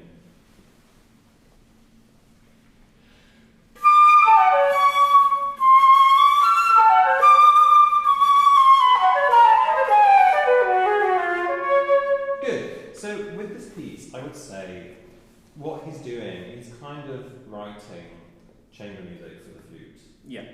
Or, he's providing so many different lines. So the harmony is important. Mm-hmm. So something like this, I would say, don't be too flippant with the notes that aren't on the upper line. Yeah. Because we need to hear them. So don't rush through them. Mm-hmm. As you've written here, colour them. Yeah. Dee da da dee da da da dee da da da da da. Let's hear everything. Sure. Great, your sound's fabulous. I would say it's really, really good. And it's nice because you have this healthy kind of flow of air. Mm-hmm. I would say sometimes you can maybe think about going in on the tone a bit more. Yeah. And not overproducing. Yeah. So keeping the freedom that you have, but just, especially up here, kind of just sitting on the sound a bit more. Yeah. You know what I mean? Yeah. So Don't work too hard. Yeah. Go more for the centre of the sound. Light that up. Yeah. Let's have a little go.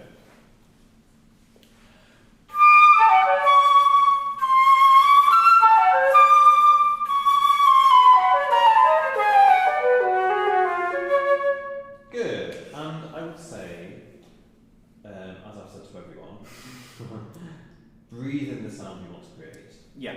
Because you breathe, your breathing was a bit kind of erratic. Yeah. And a bit last minute. Take time, as you would if you wanted to say something pertinent. You wouldn't kind of just go. Yeah. You'd think about what you want to present. So,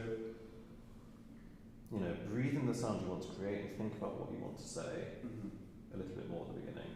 And try and keep relaxed as you're developing the phrase. Don't get too tense. Yeah. Here. Yeah. Cool. Good. Let's have a go. Yeah. Here. Slow down. Okay. Don't just this time purposefully think I'm going to leave some space. So bring the flute up. Think about how you want it to sound. Purposefully wait and then breathe in. You know what I mean? Yeah. It's a bit too kind of. I have to say now. Yeah. Yeah. You do. Yeah. You're in control. Yeah. Make us wait for it. Okay.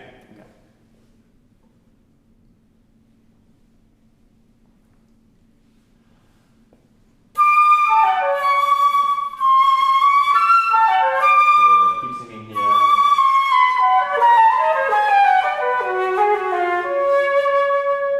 What do we think about the sound that time?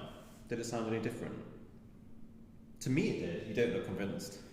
I just taking the time to breathe and think made a huge difference in itself, and that's just one component. Yeah. Sound, but it sounded so much more open and relaxed and full. Yeah.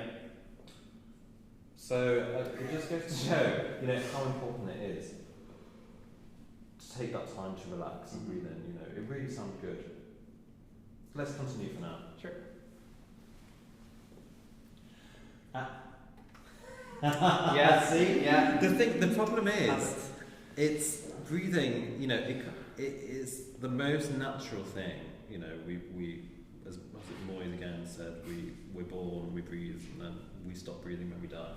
Okay. So the problem is every time we play a phrase, there's a breath attached to it. Mm-hmm. So if we do have bad habits with breathing, we have to really shift them and think about them, because otherwise it's just always going to be there. Yeah.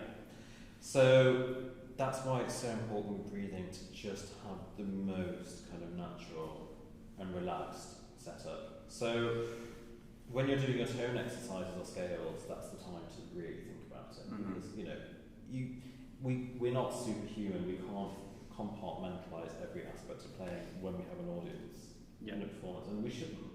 It's a moment of release when we perform. So in our practice, that's the kind of thing that's really good to think about. Mm-hmm. How is the sound of the breathing? Physically, what am I doing? So I'm going to let it go now.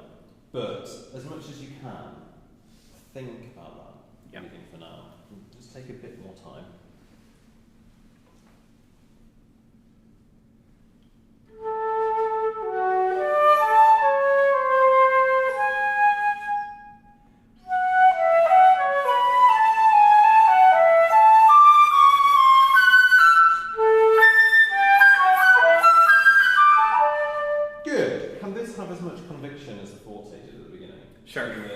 Yeah. Really hear the sound in your head and really communicate something that you want, and create a piano colour, create a piano mood. Mm-hmm. Okay.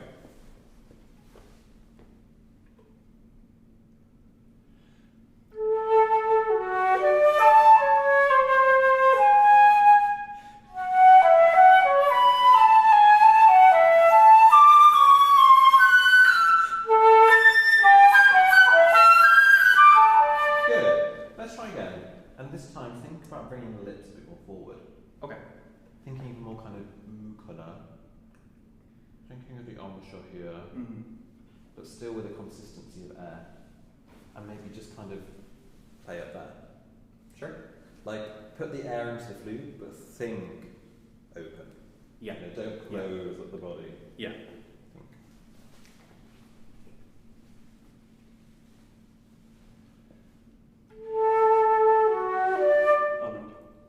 Keep blowing freely.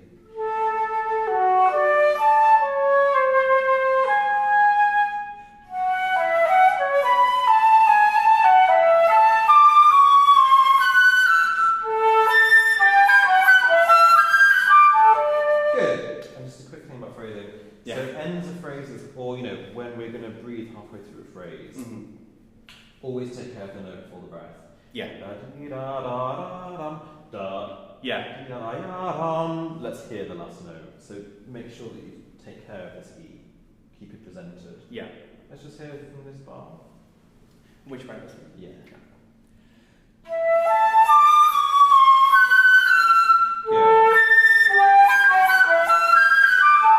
Good. I sound like a right old codger because I'm thinking about these old flute players who are no longer with us, who I never knew.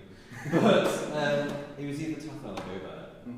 I can't remember which one. I think Gobert. Probably Gobert because he got the conducting disease and stopped playing the flute. But he said that if he could sustain a top C pianissimo for a certain amount of time, he wouldn't practice. Because it showed that he was in shape. And actually, sometimes when we want to play something quieter in the lower range, we can actually just have the same level of support that we would for something like that. Yeah. So, okay. How could you play as a piano top C? Could give it a go. Give it a go. Yeah. Oh. Can you put the breathing down here? Good.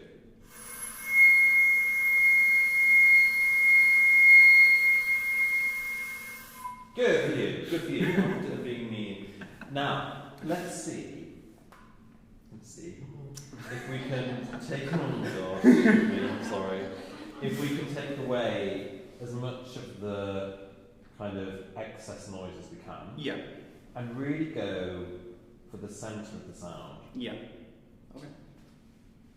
Don't do it by rolling in, but just find the centre as much as you can and love that centre and enjoy that centre. Mm-hmm. And experiment. Let's try. Sure. Use the diaphragm.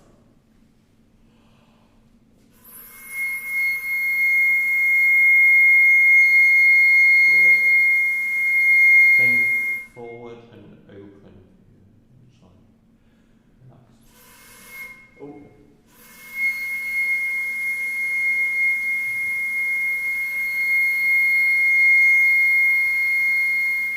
Good. See what happens if you blow a little bit less.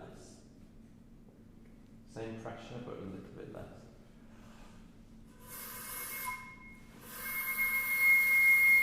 Good. Keep going, keep experimenting, it's really good.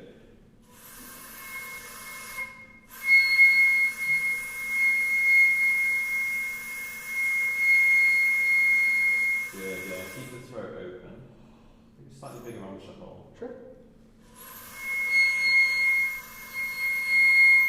Blow into the flute. Wow. Oh. Good. Now let's go down an octave.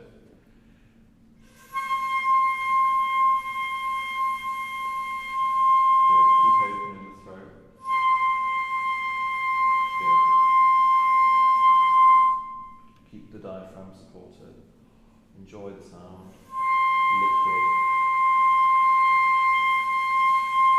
Good. Round the sound a bit more. Think moist, kind of. Go for the centre of the. Even though we're going in quiet, think of the base of the sound. Yeah. Kind of dark chocolate sound. Yeah. Sure.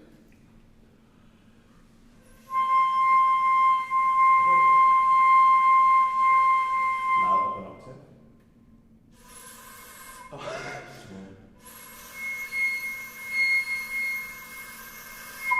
Find it. Good. Now down an octave. Now down an octave.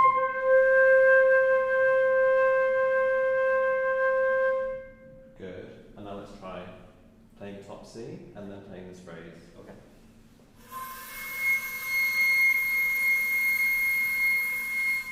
Same physical setup.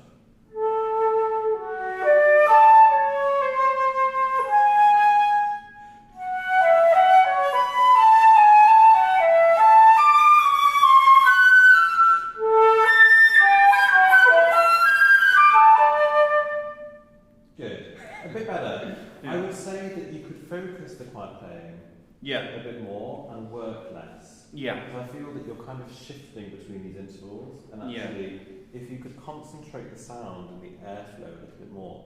Yeah. Mm-hmm. And what's lovely is that you were playing out, but if you could also combine that with still putting air and tone into the bed of the flute. Yeah.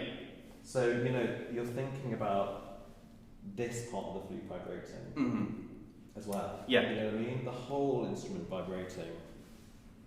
That's what we want, I think. Yeah. But don't lose that sense of openness that you have. Yeah. Because it's all about combining those elements. Yeah. But that's something you can work on a bit more. Going into the sound, I would say. The either. Yeah. This time, keep the phrase going. It's very important that before we read, we still keep the phrase lifted and supported. Yeah. Have one to go. From the A. Yeah. Yeah. Dark sound here.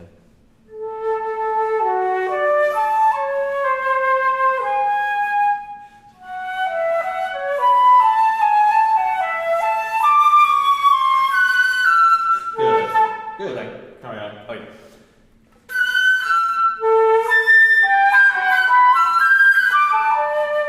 Good. And enjoy these tenutos, so you could sing a bit more on those. Sure. Shall I go from the same place? Or Yeah, why not? why not? Why not?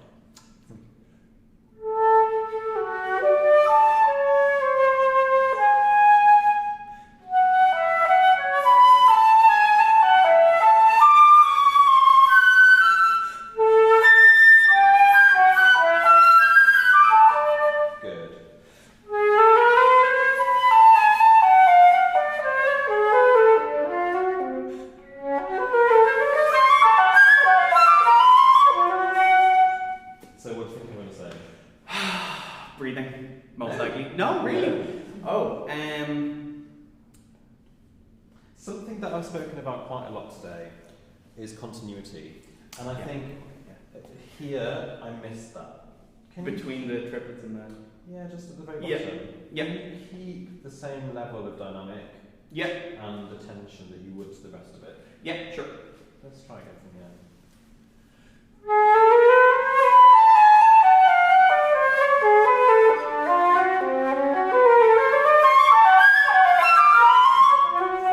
Good. Yeah. The thing is, for example, with ensemble playing, for example, in the orchestra, every instrument has its own quirks. Yeah. But the composer often and the conductor and your colleagues don't care. Yeah. Like for example, if an oboe is playing down there, Yeah. it's not. They're going to have the opposite problem. Yeah. They're not going to be able to play. Oboists as softly as they might like. Whereas for us, often it's the opposite. We're a bit too weak. But it's what I would say as you're studying is that these things are really important because it's our job to present what's on the page, and often it's these kind of problems that need to be fixed. Yeah. So really do give attention to thinking, like, for example, the bottom range of the flute, being able to play with a big presence of sound, and not skirting over that in your practice. Yeah. And, on the same token at the top, being able to play softly. These kind of things are really important, and actually add a lot more elements to our playing. Yeah. And kind of makes our practice more enjoyable, because it's more of a challenge. We're never just doing scale work for the sake of it. We're really focusing on these points. Yeah. I think is really important. It's our job to kind of present music in a way with no obstacle. Yeah. And the flute's obstacles kind of end up being these extreme areas. Because then you just did it, and it's like, well, you could have done that before. Yeah. But it's habit. Yeah. So just... Fab, can we go from here? The C sharp? Yeah. Oh. Frat. Yeah. Yeah. 10 pounds.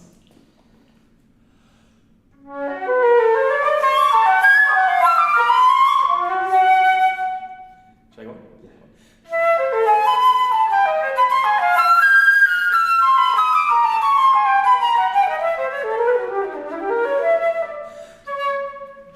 So, can you present that better at the end? At the da da da da da da da Yeah. da da da da. Yeah. Let's not get too scientific about it. Yeah. But just don't let these notes not have all the fun the other notes have. Yeah. Keep them part of the sentence structure. Yeah. Sure. In general, ends of phrases and students don't mix well. Starts of phrases are always great, but then ends of phrases it's always like, sorry, come again. Yeah. You know what I mean? Yeah. And you wouldn't say, I'm going to go to bed. You know what I mean? It's like, keep us there. Yeah. One more time. From the C sharp or the Where train it track? was, yeah.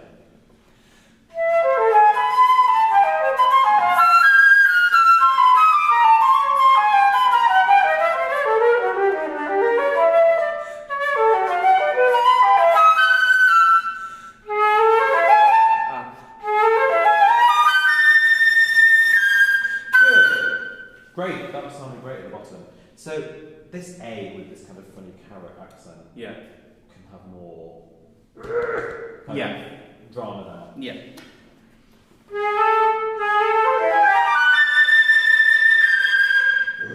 Give it a bit Yeah. more heft. Just from there.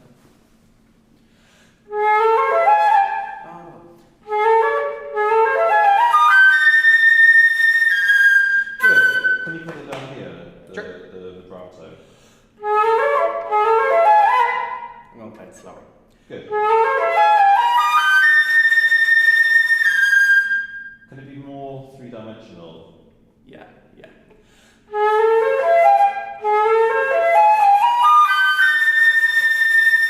Good. Oh, do you want me to go? Yeah.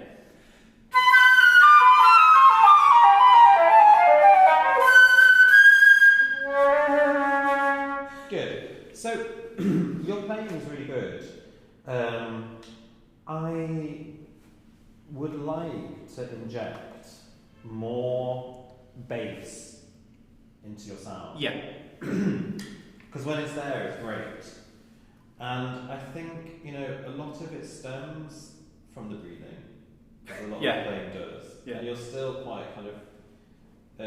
in general, actually, what I've noticed today, the breathing has been quite high. And I think if you can just put that lower down, it's just so much.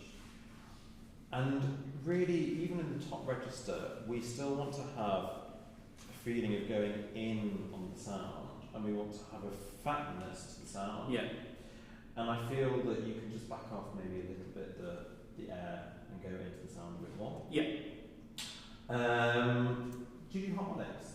Sometimes, like if if I'm practicing like annoying little areas, I'll try and work down, especially down here, like a higher. Nope.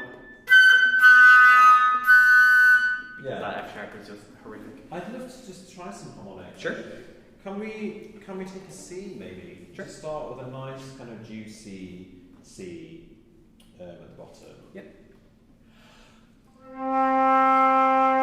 so that was never going to be juicy. No. Because you went. Yeah. So really, I would recommend that you all spend time doing breathing exercises. Mm-hmm. You can put the metronome on 60, or just use a watch, and really focus the attention down here. So keeping the shoulders very relaxed and down, and remember that the lungs extend, kind of wrap themselves around the whole of the body, so they're at the back as well. And so breathing in for 8 beats and then out for 8 beats, and making sure that it's coming from the bottom. So the bottom of the diaphragm. Thinking of yourself as a balloon. Do you want to try this with me? Yeah. You can all try this actually if you want. But I would stand up. Because I think this will be useful for all of you. So let's do it together. So you put your metronome on 60. And so we're going to breathe in, and as you see when I breathe in, this is a bit gross, but just so that you can actually see what's happening. So I'm empty of air, and now I'm going to breathe in.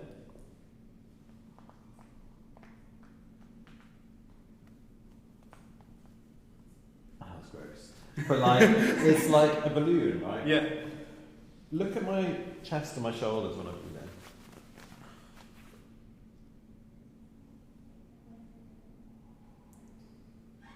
They don't really move that much.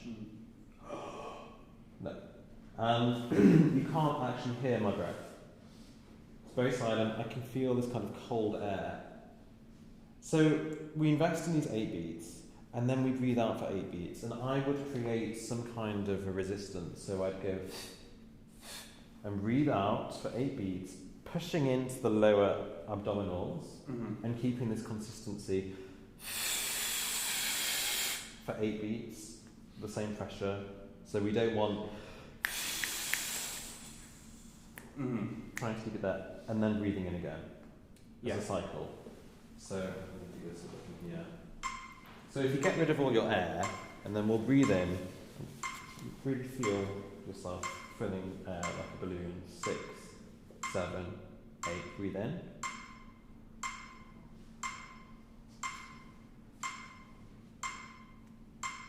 And now out, pushing in.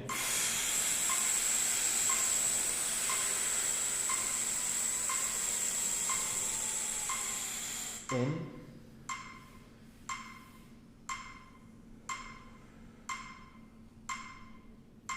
Out.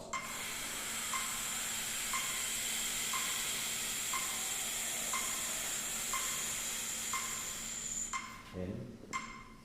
So it's really interesting. Thank you. We're going to have to stop in a minute. But if you can control, as I was saying earlier about spending air, like you'd spend money, controlling it so you're not 100 quid down after after 1 second, like, and keeping that going, and then breathing in this kind of cycle. And the reason I'm saying to kind of push in the lower abdominals is that for me, quite often when I'm playing, it's these muscles that are important. So making sure that you have this resistance here. So really push in to make sure that that's firm beneath the belly button. And then the next stage, when you're full of air and empty of air, we're going to hold for 8 beats. Mm-hmm. So get rid of all your air. You're going to breathe in 6, 7, 8. Breathe in. Open the jaw and mouth. Feel the cold air. Now hold.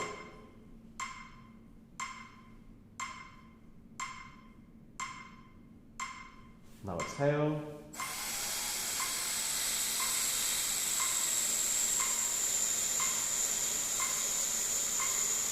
Hold for 8 beats.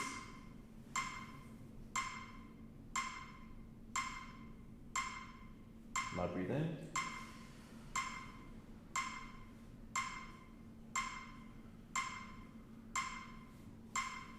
Hold, etc.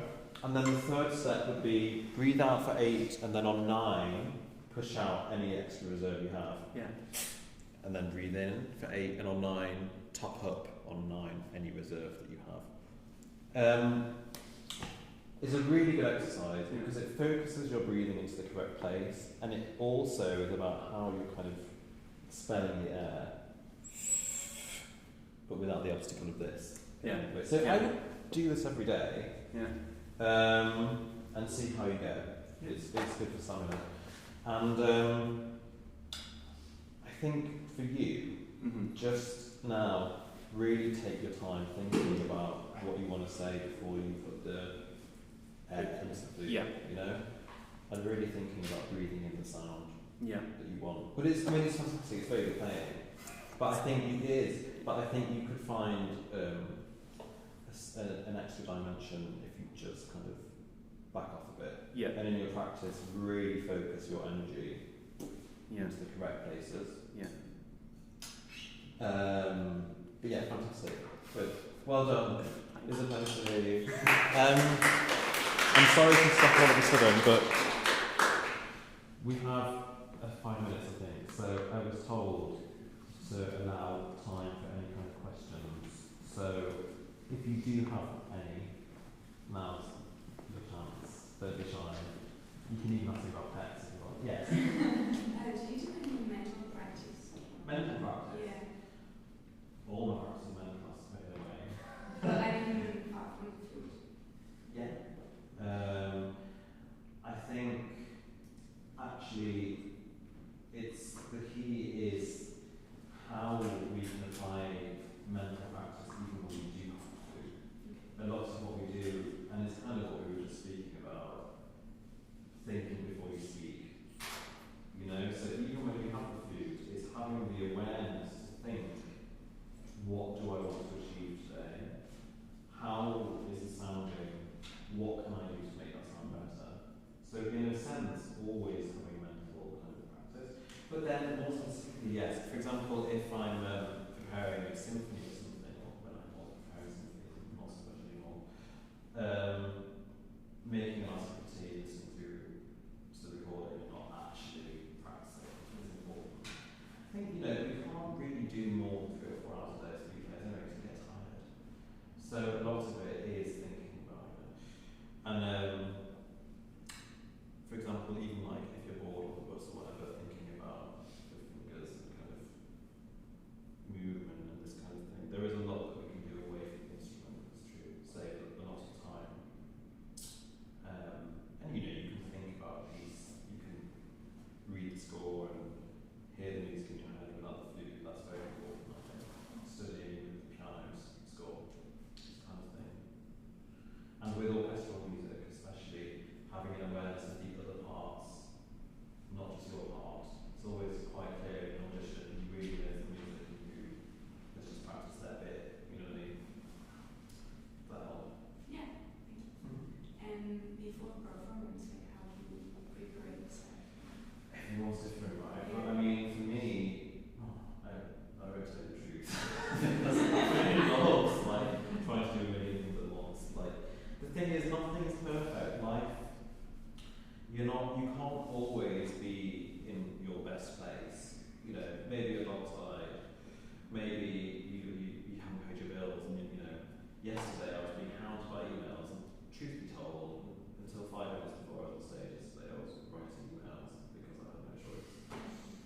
but it's then how you kind of are in the zone, in the right place. And I think in terms of preparing for a concert, you need to find what works for you, and you need to do as many performances as you can, so you can find your own routine for what makes you feel good for a concert, and accept that sometimes you can't always be 100% in the right place, but just to accept that and go with whatever route you want. But I would say breathing is very important, as I think I've got across today. And I would say just invest in slowing down and breathing before you go on stage, and really having a bodily awareness is useful. And not practicing too much the day of a concert. Allow yourself a bit of time and space and energy. And always smile when you go on stage. Always, for example, if I was coming from here, the first thing I would do when I walk in is to greet you as if you were my guests, and we're having a meal together, like hello, smile, acknowledge the audience. It's very important. Anything? Yeah? Kind of on that point there, but in a recital, what kind of advice would you say to keep that stamina going to different moods, different pieces, how to change those characters? Could be anything you'd say to kind of prepare for that or in advance of? I think that the thing is with, again, quite often with students, I find that people are really good within smaller sections, but it's like, if you can concentrate on a piece as if you were the author of a book, like the composer of the piece, and actually thinking in terms of the bigger sections. So as you're building up a piece, once you've got the kind of technical groundwork done, you can then really start to be creative and think about the music. Really thinking in terms of what does this movement mean in relation to this movement, etc., so that you're prepared to go on stage and you know what you want to communicate. And then in terms of a more practical point of view, with stamina, there's nothing wrong with just practicing running through the program in advance of the concert. Some people say do it 3 times with like a goldfish ball in your head upside down. I don't think I'm going to do that. But just kind of get into the habit of running through. And thinking about the music and thinking about what you want to say and the context. And with regards to excerpts and stuff as well, it's amazing how many people can play Brahms 4 quite well, but if they don't know what comes before it, for the 40 minutes before, it just doesn't make as much sense, you know what I mean? Context is very important, I would say. Yeah. What's your favourite gig you've ever played? Or recording? Oh gosh. I have not got obvious memory. I don't know. I wish I could say, but I just actually I'm really not sure. I think what's nice is when you have a variety of different gigs within a space of time and actually feeding off different environments. It's really nice. And I think now, more than ever, it's important that people of your generation are kind of entrepreneurial.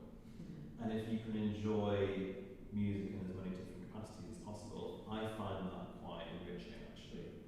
So rather than just kind of thinking about this one gig, thinking about how, in terms of local community or whatever, you can bring music to people, how you can present music nicely, thinking about the art of teaching, just generally communicating, because you could be studying in front of 5,000 people with TV cameras and like prestige and everything and feel fabulous, or you could just be kind of doing a workshop for like amateurs and still finding communication joy, that kind of thing I think is really important. So I suppose just I enjoy having a variety of work rather than having like one standout gig rather than amazing. But I think when you're playing with people, you're all kind of on the same page and you're just kind of enjoying each other's musical company. Like good chamber music gigs, I really enjoy, where you're feeding off each other and kind of, that's special. I did this big tour of America a few months ago, and like these big halls, and it was kind of exhausting. And then I got back and I went straight to a tiny village outside of Amsterdam. So I've gone from like these big, massive like air-conditioned halls with not much personality to this tiny little wooden church and a local audience of about 50 people. And I was like, I much prefer this, and playing chamber music with friends and just having this intimacy and this level of communication. I think those are really important. Do as much chamber music as you can. On a technique question, Yes. you mentioned vibrato coming from the diaphragm. I think I've seen videos where somebody talked about vibrato coming from up here, like the opera singers. Is that a different school of thought, or is it just I general? Yeah, I think, for me, it can always happen in different places. But I think having different types of vibrato is really important. So it's not just actually, I rarely vibrate from here. But sometimes being able to dip into that, or then to like there or wherever, is important. And I think practicing having a variety of vibrato, so varying it in your practice, like your long notes and stuff, I think is really important. I wouldn't generally with vibrato be too scientific about where it comes from, because then we can get a bit some people say it comes from the throat, and some people say it from there. I think it can come from your left toe, or wherever.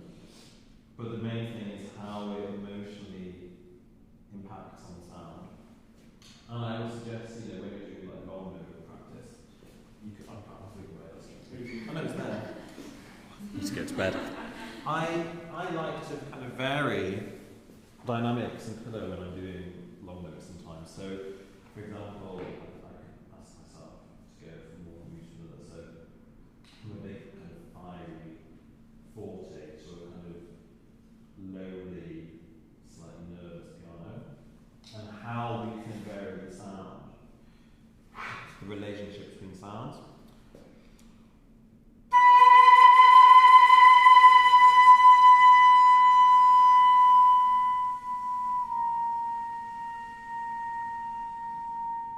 Or like kind of an intimate mezzo piano going to a kind of brash forte.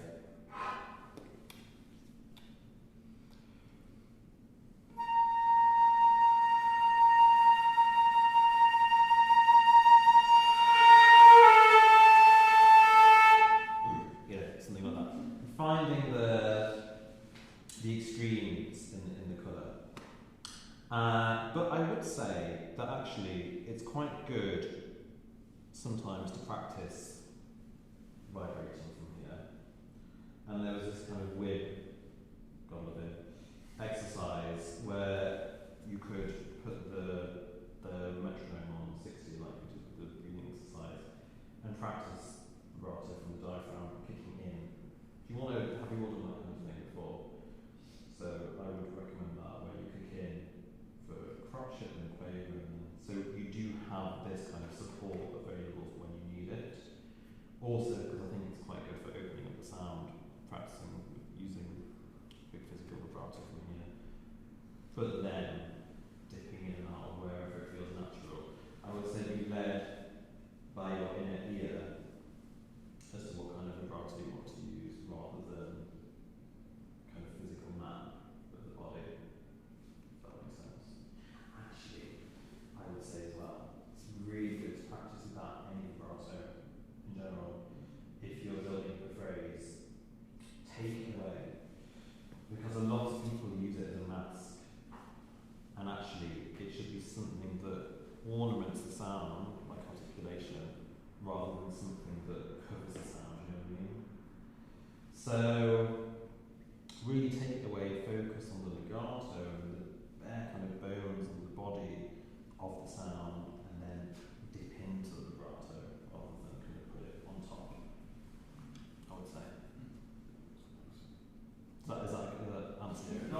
No, I played traditional Irish music for years. There's no vibrato in that. I think it's called a huffing stuff. You know, so I do some classical and various things now. I never learned properly to do vibrato, and I got confused because I think I saw a video on there about looking inside the round of an opera singer and you'll see the back of the throat going like this. And then you see other ones about doing the diaphragm exercise.